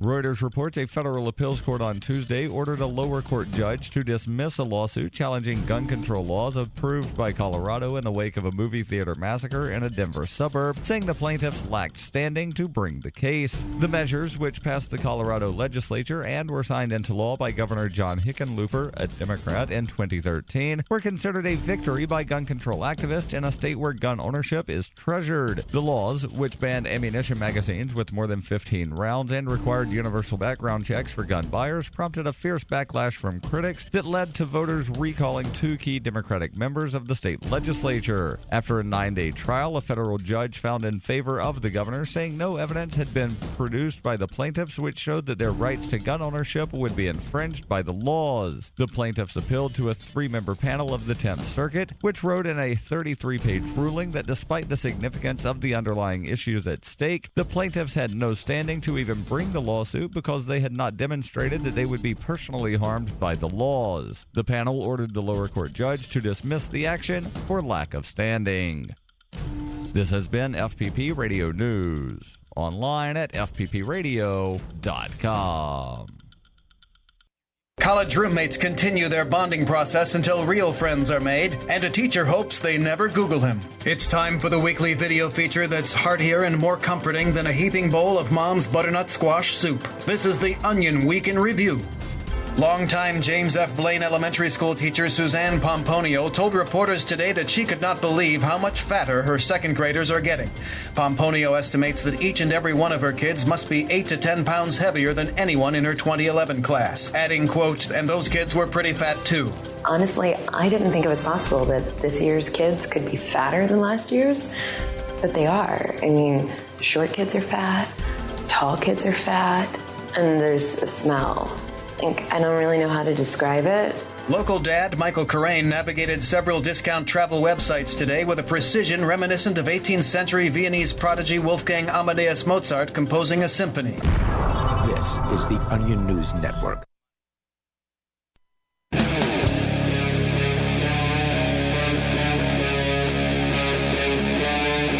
Free Talk Live.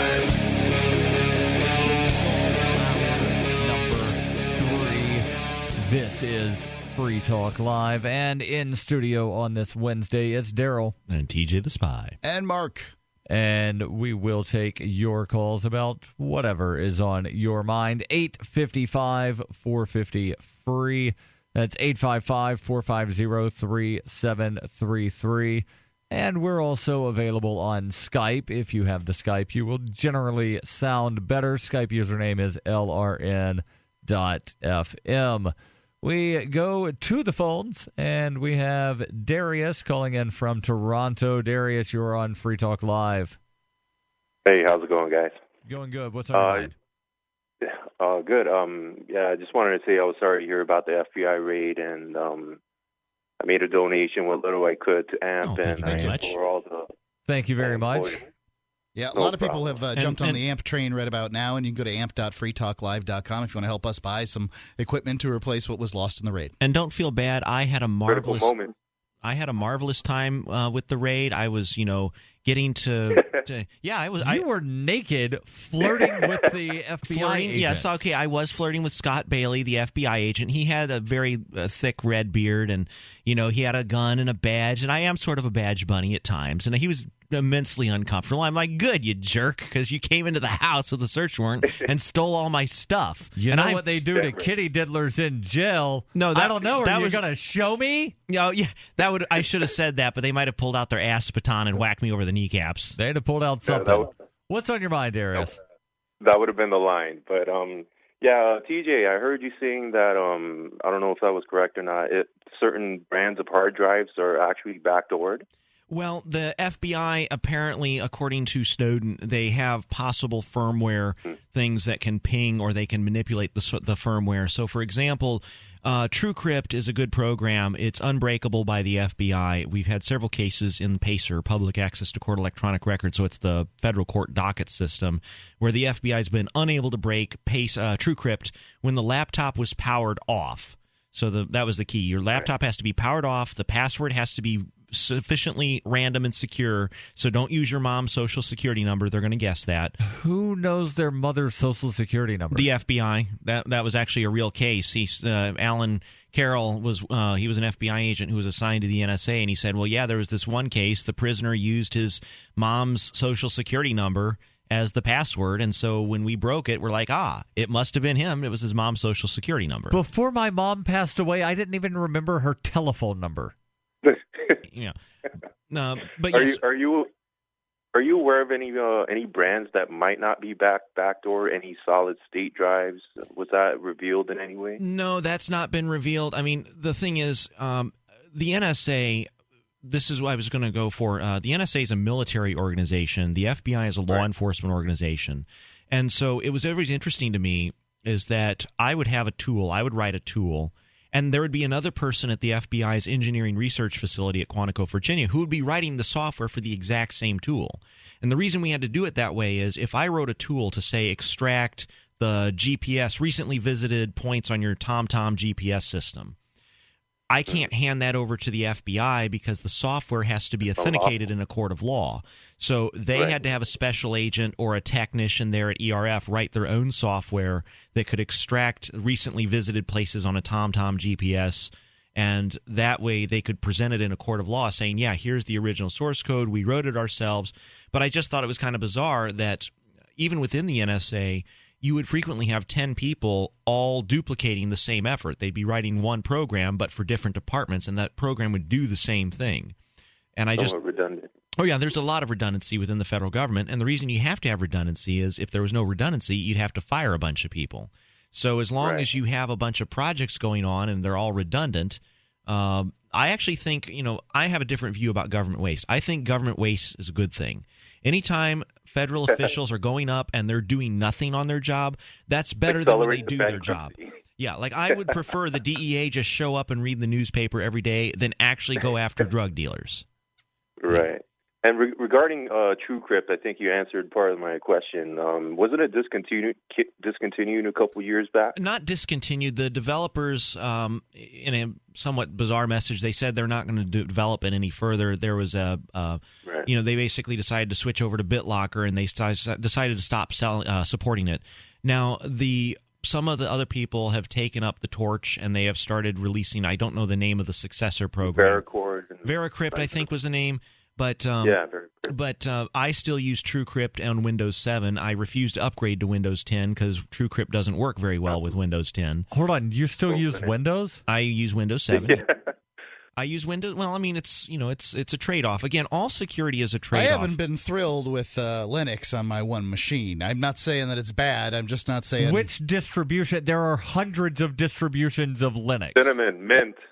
Well, if you're part of my complaint, if you're paranoid, you want to use Tails, the Amnesiac Incognito Linux system, and I use Kali Linux, which is a hacking distribution. It's designed to have network penetration tools in it, but again, it's all about trade-offs because if you really want a secure laptop, you need to pay for it cash. Never connect it to the internet. You need to be in a shielded room to protect you from tempest emissions. And that would be a very useless laptop if it's never connected to the internet. So, do you want so you always have trade-offs. Like if you want to use Tor, well, now your web browsing is going to be slowed down significantly. If a lot of websites require JavaScript and Flash, but you can't turn on JavaScript and Flash if you care about your security because JavaScript and Flash are vulnerable. And so, unfortunately, that's been a trade-off that the Tor browser bundle has had to make. Is you go to browse a website and it says you can't run this website because you don't have JavaScript turned on. So what does the person do? They turn on JavaScript, and if that site is malicious, they then can execute an attack which allows them to ping and figure out what your real IP address is. Right. So that's always a trade-off. And in security, it almost always happens that people will choose usability over security all the time. And a good example of this, even at even spies who should know better. If you're in an embassy in a foreign country, one thing the foreign governments will do is inject noise on the phone line. So if you try and pick up a secure phone and you call and you try and go secure, the noise will prevent the connection from forming. And you won't know on the phone. It'll say on the STU, it'll say unable to connect. You won't know why. Right. But what the Russians have found, invariably 9 times out of 10, the person will say, oh, the thing's not working, and then they'll try to talk around it or they'll use code, and that's been very effective for the Russians and the Chinese in getting information. They just know if they can stop people from using their encryption or if they make the encryption malfunction, they'll just not use it. And that requires a lot of discipline. If you're using a TextSecure or Signal, which is the successor, if you're like using Signal and it's saying error, Signal. And imagine you're talking with somebody and it keeps saying error, error, error. That's a sign. Well, or it could just be a bug, but you won't know. Yeah. And so are you going to be disciplined enough to not say anything at all than to say, hey, let's just switch back to regular SMS, short message service. Let's just switch back to regular text messaging that's unencrypted because we need to get some plans made. And I have always found when people need to get plans made, when they need to share information, they always will get rid of security. They'll get rid of the encryption if it's getting in the way of the communication. And investigators know this, and that's why they are very sneaky. So now, this reminds me of the story that I read not too long ago about Facebook doing that weird, basically a psychological test on their users to where they were causing the app to just randomly stop working on people's cell phones, and then they were determining that the vast majority of people, when the app stopped working, opened up a web browser to continue doing whatever Facebook stuff. Yeah. So like they were manipulating behavior to see, can we get people to keep using our product? Yeah. How addicted to Crackbook are you that you will switch over to the browser from the app or vice versa when one stops working? Is it more secure to access it via the browser versus the app? If you're on Facebook is a terrible idea secure. If you have anything to hide. Yeah. That's why I don't have a Facebook account, and that causes me a lot of problems. But I don't have a Facebook because I care about privacy. Darius, keep your head up, guys. Keep your head up. Thanks for the call, and your calls welcome. 855-450-FREE. This is Free Talk Live. Today, how to incorporate your business in just 10 minutes so you won't lose everything if you get sued. Step 1, stop putting it off. If you're not incorporated and someone sues your business tomorrow, it's not just your business at risk. You can lose everything: your home, your car, even your life savings.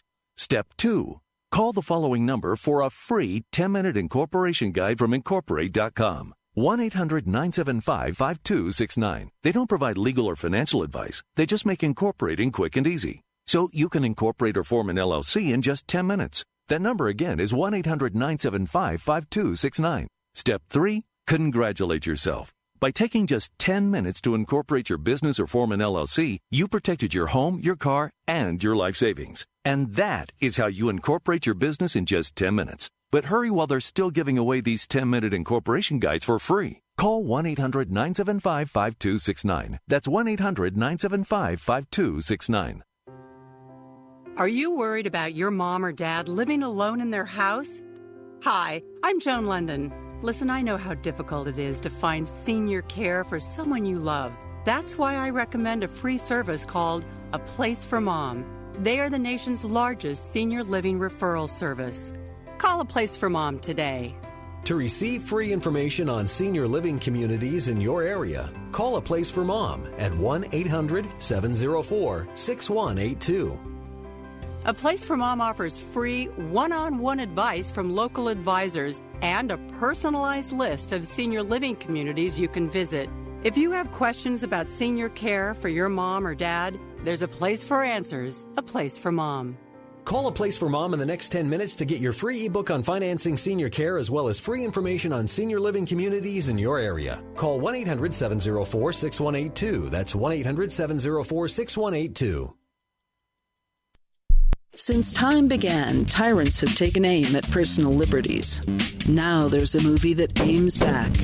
The government has no more right to tell us what to put in our bodies than they have to take our guns or tell us what books we can read. 6 drug police were eaten by bears while raiding a marijuana farm. On your knees, you dirty hippies! Jesus. On your knees! What's the problem, officer? Today, many cops who enforce pot laws do so only because it provides them with cushy jobs, good benefits, and a chance to push people around. I was an undercover narcotics officer. The drug war is nothing but a farce. The Second Amendment says you got to keep you and your gat intact. Guns and Weed, The Road to Freedom. A film by Michael W. Dean and Nima Vadadi. DVD available now at gunsandweed.com or on Amazon. That's gunsandweed.com. Makes the perfect gift. Remember, that's gunsandweed.com.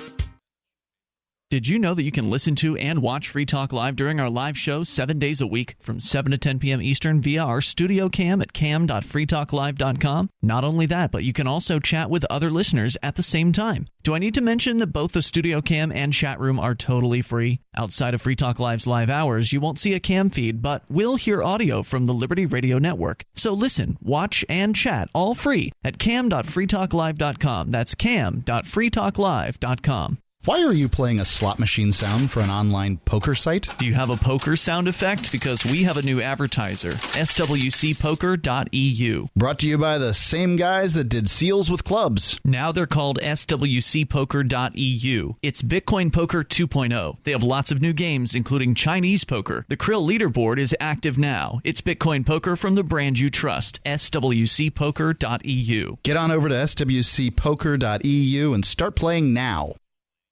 You can connect with the Liberty Radio Network via our Facebook page at facebook.lrn.fm. That's facebook.lrn.fm.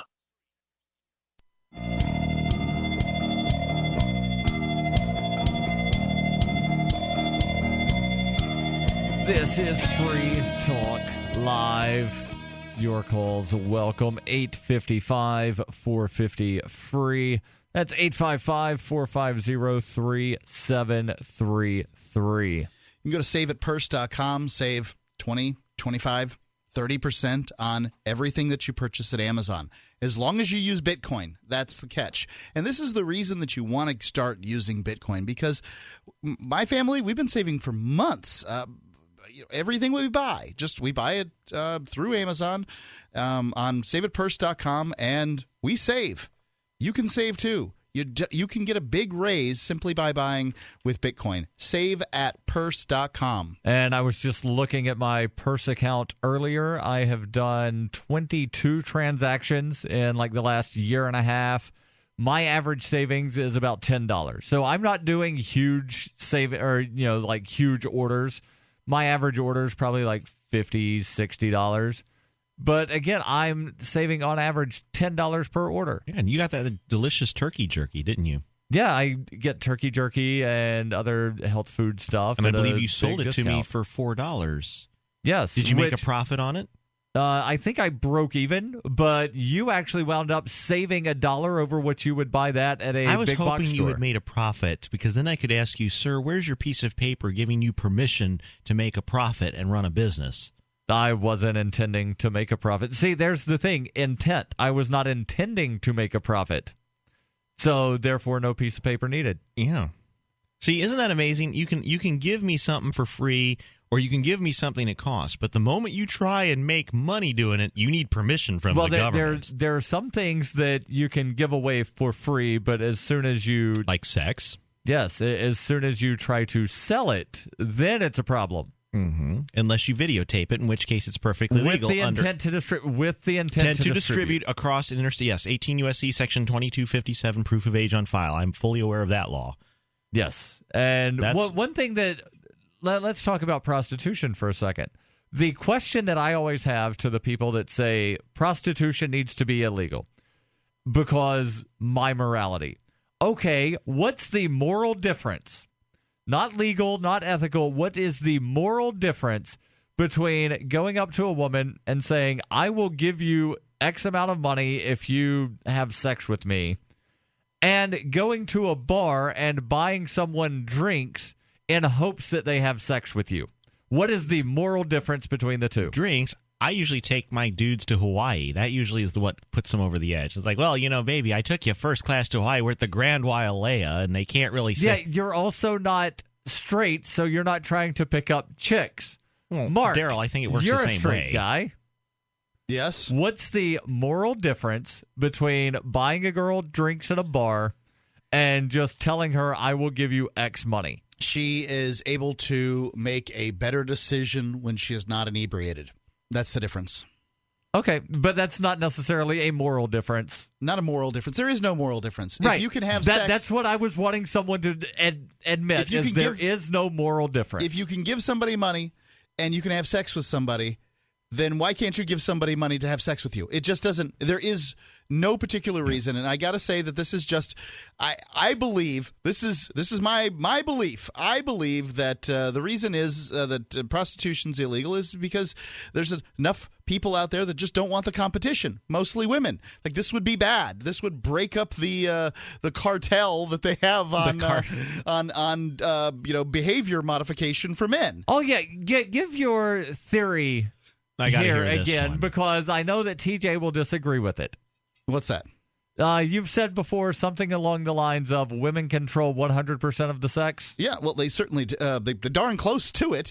But yeah, I mean, ultimately, I think that's what it comes down to is that this is an issue that generally.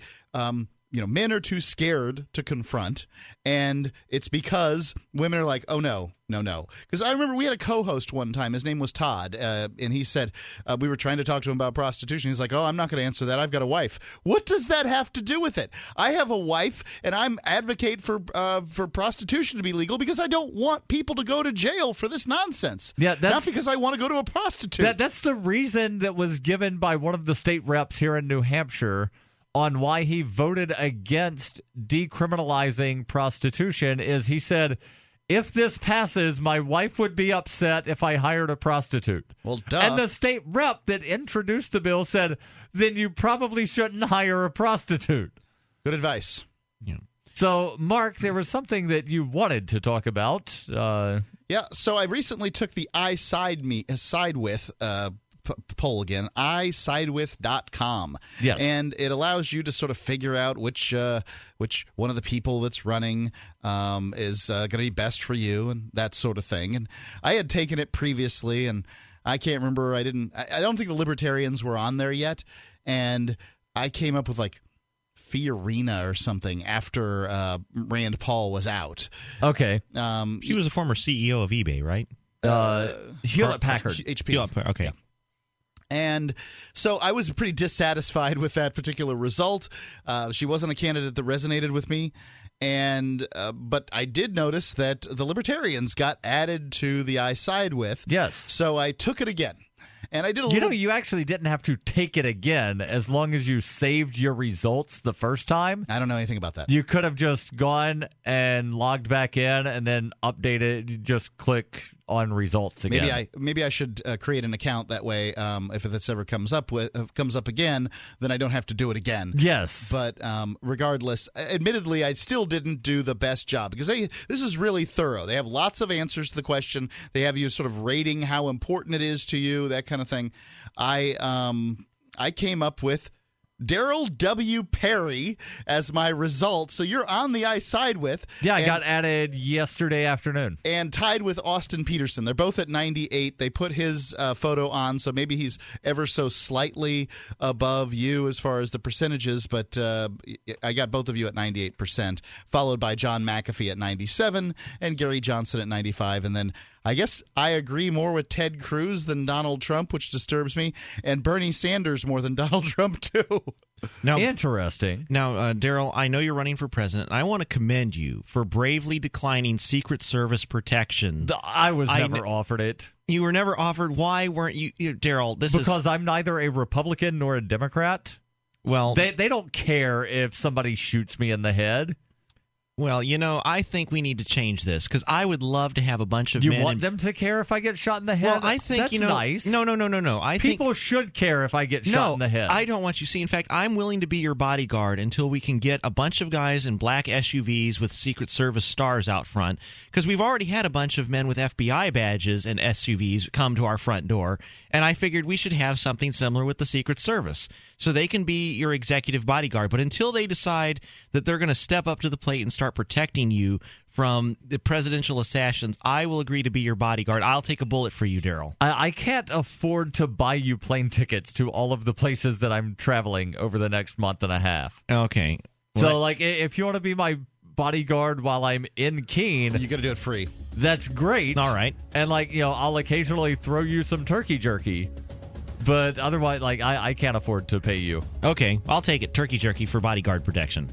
And I'm glad you mentioned Ted Cruz and Donald Trump because I've got a story about their supporters and who's more authoritarian. I'm just glad you're still on. You're on I side with. 855-450-FREE. This is Free Talk Live. Don't know what's in your drinking water? Better get a ProPure. With the Pro 1G 2.0 all-in-one filter, remove over 200 contaminants, including fluoride and lead. Taste water the way nature meant it to be. Clean, crisp, and refreshing. See the complete line of ProPure water filtration products. There's a ProPure system for you. Visit your authorized ProPure dealer for details on our current free shipping special or ProPureUSA.com. That's ProPureUSA.com. So you've got to take a state construction license exam or certification. Can't decide on what books or what chapters to study? Discover right now how you can eliminate unnecessary books and wasted study time. At contractorexam.com, our study materials zero in on state-required test topics in an effective, multiple-choice format. So whether you're a plumber, electrician, general contractor, or other construction-related trade, contractorexam.com will help get you prepared. Visit us at www.contractorexam.com today. Hey guys, Mark Claire here, lionsofliberty.com, where we strive to advance the ideas of liberty daily. We bring you the Morning Roar. That's right, every Monday to Friday we'll have a brand new edition of the Morning Roar, where we provide a roundup of some news stories that you may not find in the mainstream media or even in your typical social media newsfeed. We find stories that relate to the ideas of liberty and provide you with our liberty perspective on them. Every Monday, we have our longest-running feature, Mondays with Murray, named after the great libertarian Murray Rothbard, where we'll examine an article or an excerpt from his works and help convey his view, along with our little spin as well. We wrap it all up every Friday with Felony Friday, where our own John Odermatt goes out and takes a look at some sort of felony. There's felonies committed every day, whether it's a felony committed by the police, a politician, or even an average citizen. You can find all of this and so much more over at lionsofliberty.com. Advancing the ideas of liberty daily. Cryptocurrency and peer-to-peer tech developments happen fast. Stay in the loop with the Daily Decrypt, a new video channel and podcast that will keep you on top of the latest innovations in crypto finance, security, networking, transportation, and gadgetry like drones and 3D printers. Subscribe to the Daily Decrypt on YouTube and SoundCloud and be an early adopter of the future. The Daily Decrypt. LRN.FM is proud to announce our official listening apps for Android and iOS devices. Now you can easily tune into our streams anywhere, anytime on your smartphone or tablet. Just visit apps.lrn.fm or search for LRN.FM in the Android or Apple app stores. Please download, rate us 5 stars, then share the link on your social media and let your friends and family know how you're listening to LRN.FM. Download it now, free at apps.lrn.fm. Why did you move to the Shire? I moved here to the Shire because there's other people around who take liberty just as seriously as I do. I moved to the Shire because I saw videos of people challenging authority and thought that I could get support myself. It called to me, like Do this right now. I wanted to be around people like me who got it. And once I got here, I knew there was nowhere else that I wanted to be. I've always wanted to change the world. So I moved to the Shire to join people who were actually working towards doing the same thing. The people here are awesome, loving, and positive. It was for the adventure and for the feeling of something important is happening here. And I just wanted to come to sort of be part of that. Visit ShireSociety.com to read and sign the Shire Society Declaration and learn the reasons why, if you love liberty, you should immigrate to the Shire. Plus, add yourself to the Shire map at ShireSociety.com. That's ShireSociety.com. While our satellite channel is free to listen to, it's not free for us. You can help us cover our satellite costs with the chip-in on the right side of the page at LRN.FM.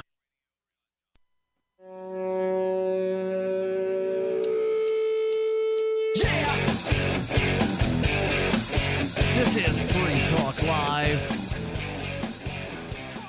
855-450-FREE. That's 855-450-3733. And we also have Skype. Username is LRN.FM.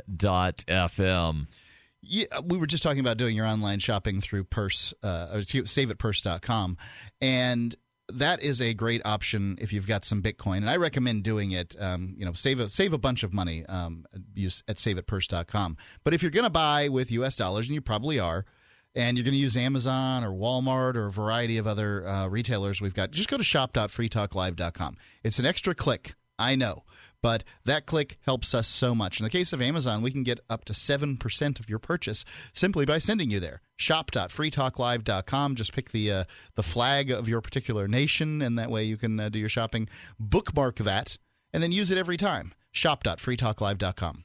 So you were talking about Donald Trump and Ted Cruz ever so slightly, and yes, I actually had the I Side With, which is isidewith.com, where you go and sort of vote, pick your issues, and then they tell you which candidates are yours. And I came up with Donald Trump way down the list here at 65%. Apparently, Ted Cruz at 83%.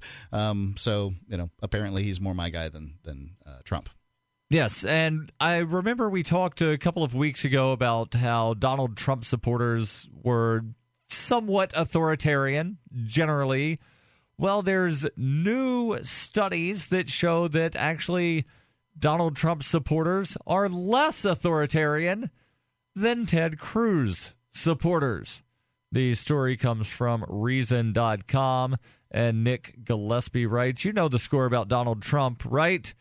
He is playing directly into authoritarian inclinations, according to PhD student Matthew McWilliams in Politico, who cites the way Trump voters rally around, among other things, proposals to ban Muslims and deport illegal immigrants. Jeffrey Tucker of Liberty.me has called him a fascist on more than one occasion. He's a neo-fascist as far as Jeffrey Tucker is concerned. Yep. McWilliams writes, authoritarians obey. He sampled 1,800 voters back in December. And he adds, they rally to and follow strong leaders, and they respond aggressively to outsiders, especially when they feel threatened. Not so fast, say political scientist Wendy Ron and Eric Oliver, who did their own survey and argue that Trump's followers aren't particularly authoritarian, but populist in inclination. In the Washington Post, they wrote, authoritarianism, as understood by political psychologists, refers to a set of personality traits that seek order, clarity, and stability. Authoritarians have little tolerance for deviance. They're highly obedient to strong leaders. They scapegoat outsiders and demand conformity to traditional norms. Populism, on the other hand, is a type of political rhetoric that cast a virtuous people against nefarious elites and strident outsiders. Scholars measure populism in a variety of ways, but we focus on three central elements. Those three elements, they write, are belief that a few elites have absconded with the rightful sovereignty of the people. Yeah, I think populists believe that. A deep mistrust of any group that claims expertise. Okay. And a strong nationalist identity. All right. I do not I'm not a populist, so I don't necessarily feel as a strong national identity. I think a national identity, although I identify with it, I would say that a national identity, it's just sort of a trick to catch us all in. Nationalism is this trick that the rulers use.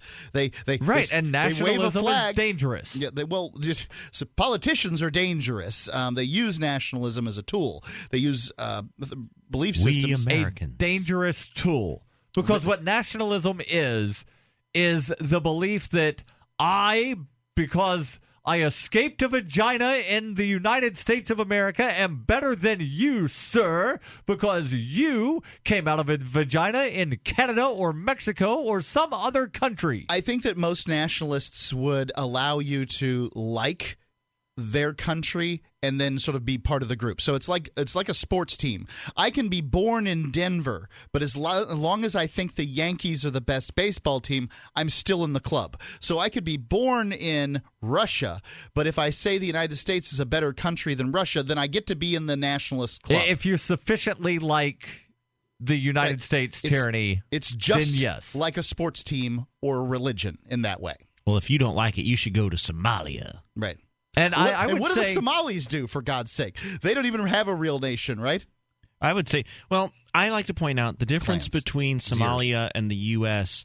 is simply a matter of degree, not of methods. So in Somalia, if you disobey the Somali warlords who are governing their provinces, they might beat you up or even kill you if they disobey them with a severe enough infraction. You contrast that with the U.S. government. If you do that in the United States, then some government agent might wind up killing you on the sidewalk of New York City because you were selling loose cigarettes. Thank you, Daryl. You totally ruined the punchline to my joke. I was getting to that punchline, and I said, and opposed to the United States, where if you disobey the government, they will kidnap you, possibly beat you up, fine you, take your money, and kill you. So that was going to be my punchline, but you got ahead of me and totally ruined the joke. Well, because you said there was a difference, and I thought you were actually going to point out some kind of difference, and there's not one. Well, that was my tongue-in-cheek, but I mean, it really is simply a matter of degree. Both methods are coercive. Do as I say, the person in charge. Do what I tell you to do, or else I'm going to hurt you. And you contrast that with a voluntary method, whereas, look, I want you to do this. Can I pay you $100? No. How about I get your kid into Harvard? I mean, the wonderful thing about voluntary interactions is there's so many ways we can resolve a dispute. If I don't want to do something and you really want me to do something, we can negotiate. Maybe you want me to do something that I don't want to do, and I can get you to do something you don't want to do, and we trade. And if we can't agree, then we just agree not to talk to each other, or we stay out of each other's way. I think one of the reasons we have so much violence in public schools is that kids are forced to stick together. So you think I was just watching a documentary on Eric Harris and Dylan Klebold. They were bullied every day, and they didn't have the option to not be bullied. They had to come to school and be bullied. Eric Harris and Dylan Klebold were the Columbine shooters. Two of the people there in Columbine. And I say two of because I'm still convinced that there were more than just two students that were involved in that. Well, I wouldn't be able to speak to that because I don't know enough about it. But I do have this question about the ongoing presidential runs here. Daryl, do you find yourself among the sort of major party candidates here, do you find yourself sort of underlying rooting in your heart without saying anything out loud? Do you find yourself rooting for any of these particular candidates? Like just a little bit? No, not at all. They're all just the same level of crap. There's like the way I look at the Republican and Democratic elections is the same way I look at a lot of baseball or basketball or whatnot, to where I can watch a game and not care at all who wins. I agreed. I can watch a sports game and just appreciate the few moments that happen in the game that are just worth the replay moments. I love those too. But I guess in TJ, have you found yourself like liking one of these candidates slightly more or rooting for them? Maybe you don't like them. Maybe you're just rooting for them. Well, I said I want Bernie Sanders to win because if he wins, I'm going to go back to college get my free college. And if I'm kind of hoping Donald Trump at least gets the nomination. I just love a good circus. Anytime there's a circus where the media is going crazy and there's just all kinds of antics, Donald Trump has been a gift. I didn't think in a million years he would win as much as he has been winning. I thought he was going to have his little flash in the pan and then die out. But he was paying people to show up at events here in New Hampshire before he hit big. Apparently that was a very good investment. Yeah, and apparently that worked. And why can't politicians bribe us directly? I mean, they already bribe us with our own money. Why don't they start using their own money to bribe us? Yes, Mark. I have to say that for similar reasons, I find myself rooting for Trump. I just like the chaos, I guess, that comes with him. I know he's going to be a disruptive force if he ever hits Washington, D.C., and there's a place I would truly love to see disrupted, even if it's by Trump. Yeah, this is not an endorsement. I look at it like a big, giant train wreck to where, I'm hoping the train somehow turns itself upright and millions of people don't die. This is Free Talk Live. Here's a good idea. When you have a legal matter like creating your will or legally setting up a business with a corporation or LLC, you don't necessarily need a law firm. Use LegalZoom.com. At LegalZoom.com, you answer straightforward questions online, and they take care of the rest. They even review your answers for common mistakes and guarantee your satisfaction. Free Talk Live listeners, you'll get 10% off your order by typing in FTL in the referral box at purchase. Don't procrastinate with these important legal documents. LegalZoom.com. There comes a time when you need custom embroidered or screen printed apparel for your business, organization, or a special event. Corporate Casuals has been helping people create great looking logoed apparel for over 25 years. They can produce a single piece or thousands using name brand apparel like Nike, Patagonia, Adidas, and Hanes. Create your logo in their online embroidery design studio or upload your existing logo and they'll turn it into embroidery. Go to corporatecasuals.com/FTL and include FTL in the order notes and save 5% on your order. Hi, Pat Matthews again. I want to talk to you about selling online. And when I say selling, I'm talking about your home, your car, and even buying a house or a new set of wheels. There's a new kid in town, and that's buysellmakeoffer.com. The revolution has already begun, and I invite you to be a part of it. You see, get in on the ground floor because buysellmakeoffer.com never charges item fees. Can you imagine what the other guys might charge you for selling a car on their site? Let alone a house. Well, buysellmakeoffer.com doesn't do that. And you can use Skype and YouTube videos to sell your products, big or small. Go right now to buysellmakeoffer.com and set up your account. For as little as $7.95 per month, you can sell up to 50 items, and they'll give you the first 30 days free just to try it out. Remember, no per item fees. Join the revolution today. buysellmakeoffer.com. And tell them Pat Matthews sent you.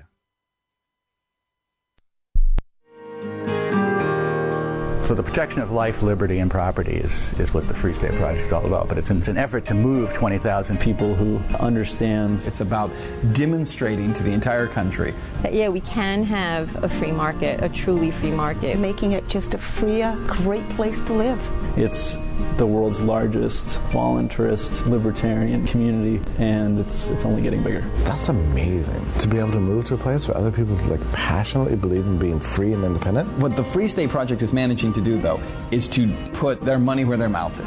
Physically getting up across the country and saying, let's go someplace and let's demonstrate the power of these ideas. There's a lot of kind of philosophy that surrounds liberty. There's a lot of thinking about it and talking about it. But here in New Hampshire, people are doing it.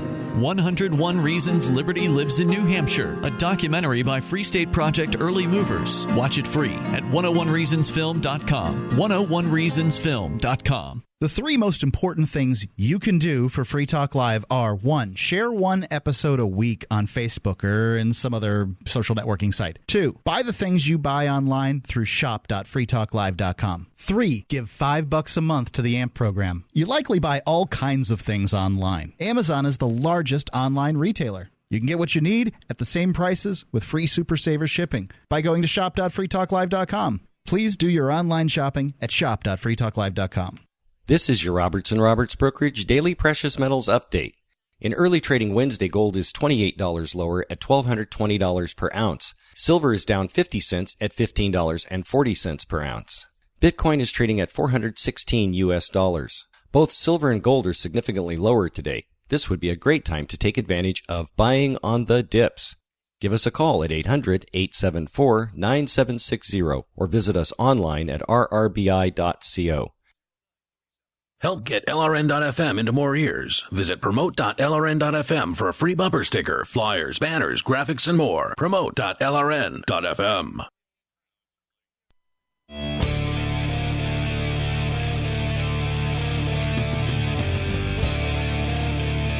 Still time for you and your thoughts if you call now in the remaining moments of Free Talk Live. 855-450-FREE. That's 855-450-3733. In studio on this Wednesday, it's Daryl. DJ the Spy. And Mark. And we've been talking about the presidential election, specifically the authoritarianism or populism, as it might be, of the two frontrunners in the Republican Party, Donald Trump and Ted Cruz. There's an article from Reason.com where they're saying that, well, Donald Trump might not actually be as authoritarian as you might think. He might actually be more of a populist, and Ted Cruz might actually be the authoritarian in the race. Well, Ted Cruz is the more career politician, the career government worker, a former prosecutor. So, I would agree that I think what Trump has done is he's figured out a method to hack the Republican nomination. This is that he has figured out a series of words that he can say over and over again that is going to secure him the nomination. This is going to be the biggest, most luxurious, expensive wall between the Mexico and the U.S. we have ever built, and we are going to make the Mexicans pay for it. That's right. Yeah, he says a bunch of stuff that, honestly, I don't know if you could actually take it to be like him actually espousing a principle or espousing a position. I don't know what I think. But there's a bunch of words that are being used. Words. Lots of great words. He went to an Ivy League school. He's got wonderful words. I've got all the best words, and I'm going to tell you, I'm going to make the dictionary great again. He has the best words and the best comb over. The article from Reason, they're citing a report by political scientist Wendy Ron and Eric Oliver, who conclude in their report that Trump voters are less authoritarian than those of Ted Cruz and about as authoritarian as people that were supporting Marco Rubio, who has since dropped out of the race. And they do mention that the testing for authoritarianism is to ask questions about child rearing. And this is something that I recall we had discussed previously on Free Talk Live, and I have the questions: whether it is more important for the voter to have a child who is respectful or independent, obedient or self-reliant, well-behaved or considerate, and well-mannered or curious. Respondents who pick the first option in each of these questions are strongly authoritarian. Who would pick well-mannered over curious? People that want their children to be seen and not heard. Sit down, shut up, stay out of my way. I don't want to know that you exist.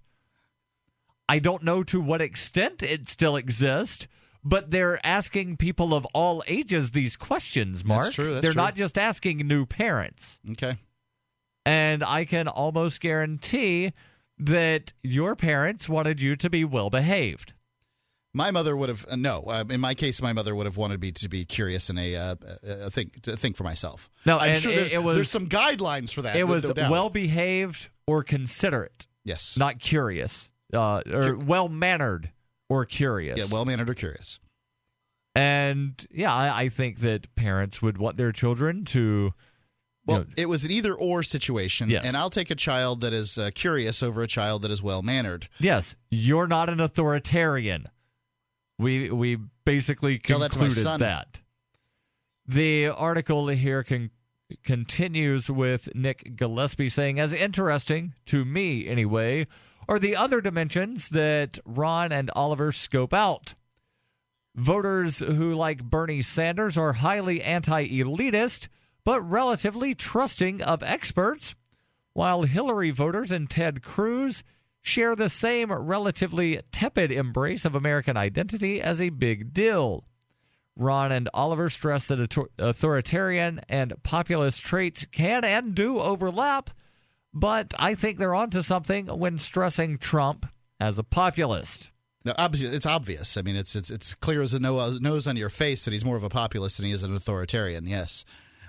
Now, I would say that there's some disturbingly fascistic aspects to populism.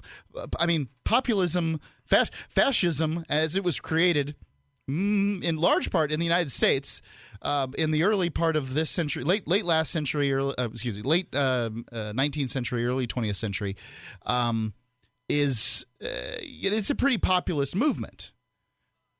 So let's go to the phones. We've got James calling in from Georgia. James, you're on Free Talk Live. What's on your mind? Oh, hi. Thank you.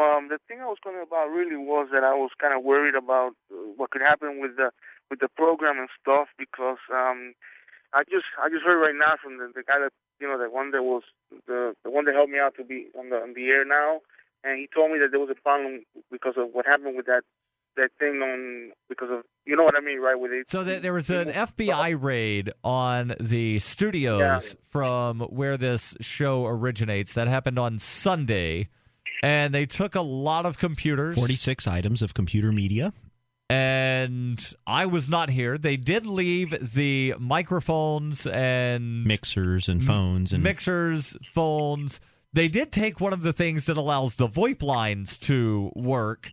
So, you know, like we're not with all of our phone lines, but we still have, you know, operational telephones.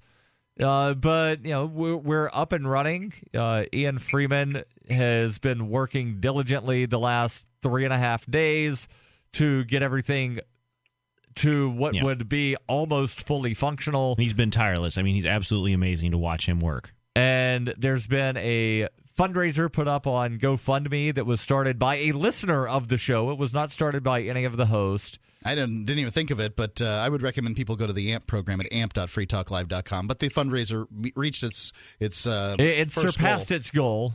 The goal was $5,000. That got surpassed in less than 17 hours. So Ian will be back on the show, right? At some we cannot answer that at this time. Point in the future, probably. We honestly don't know. Well, I just hope everything will be all right, man, because I don't really trust those people. And I even heard that they are the ones that I heard many years ago that they are the ones who not only put those type of things out there for people to get them, but that they are the ones who are involved in making those things in the first place. So I don't trust these people. And I think you guys know that old saying about the FBI, right? The female body inspectors. That's what I call them, because I just call them that. You know what I mean? Yeah, I've heard. So yeah. Well, we'll get to the bottom. Thank you.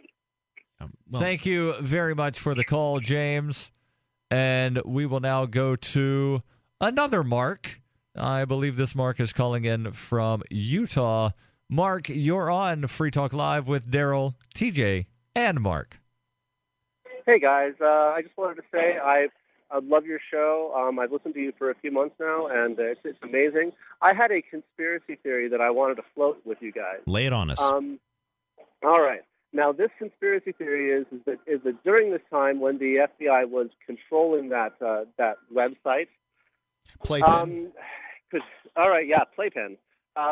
With that, or during that time, what do you think the odds are that somebody came that was actually an undercover FBI guy came to your house at that particular... An actual FBI agent, zero. Now, here's the thing. Could an FBI agent have told one of a CI, a confidential informant, hey, log into this website from Ian Freeman's wireless network?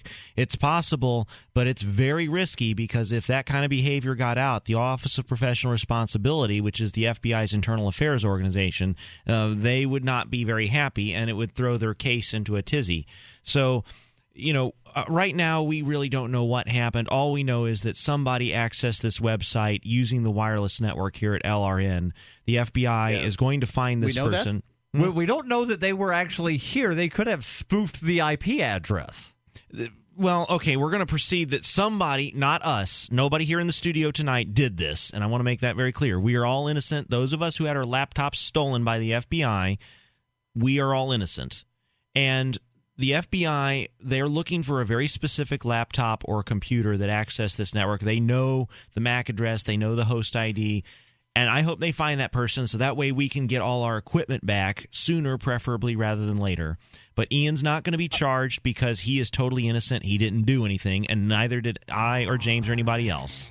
Well, just because Ian didn't do something doesn't mean he will not be charged. Well, we hope that he will not be charged because he did not do anything. Yeah.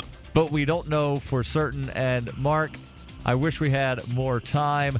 Feel free to call with back. More conspiracy theories. Feel free to call back any night, 7 to 10 p.m. Eastern, 855, 450 free. We're online. In the meantime, freetalklive.com.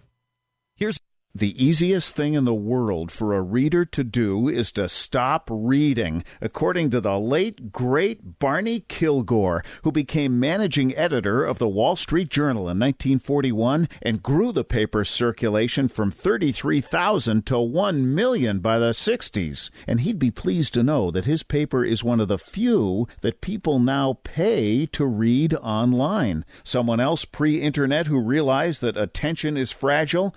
Motown Records founder Berry Gordy.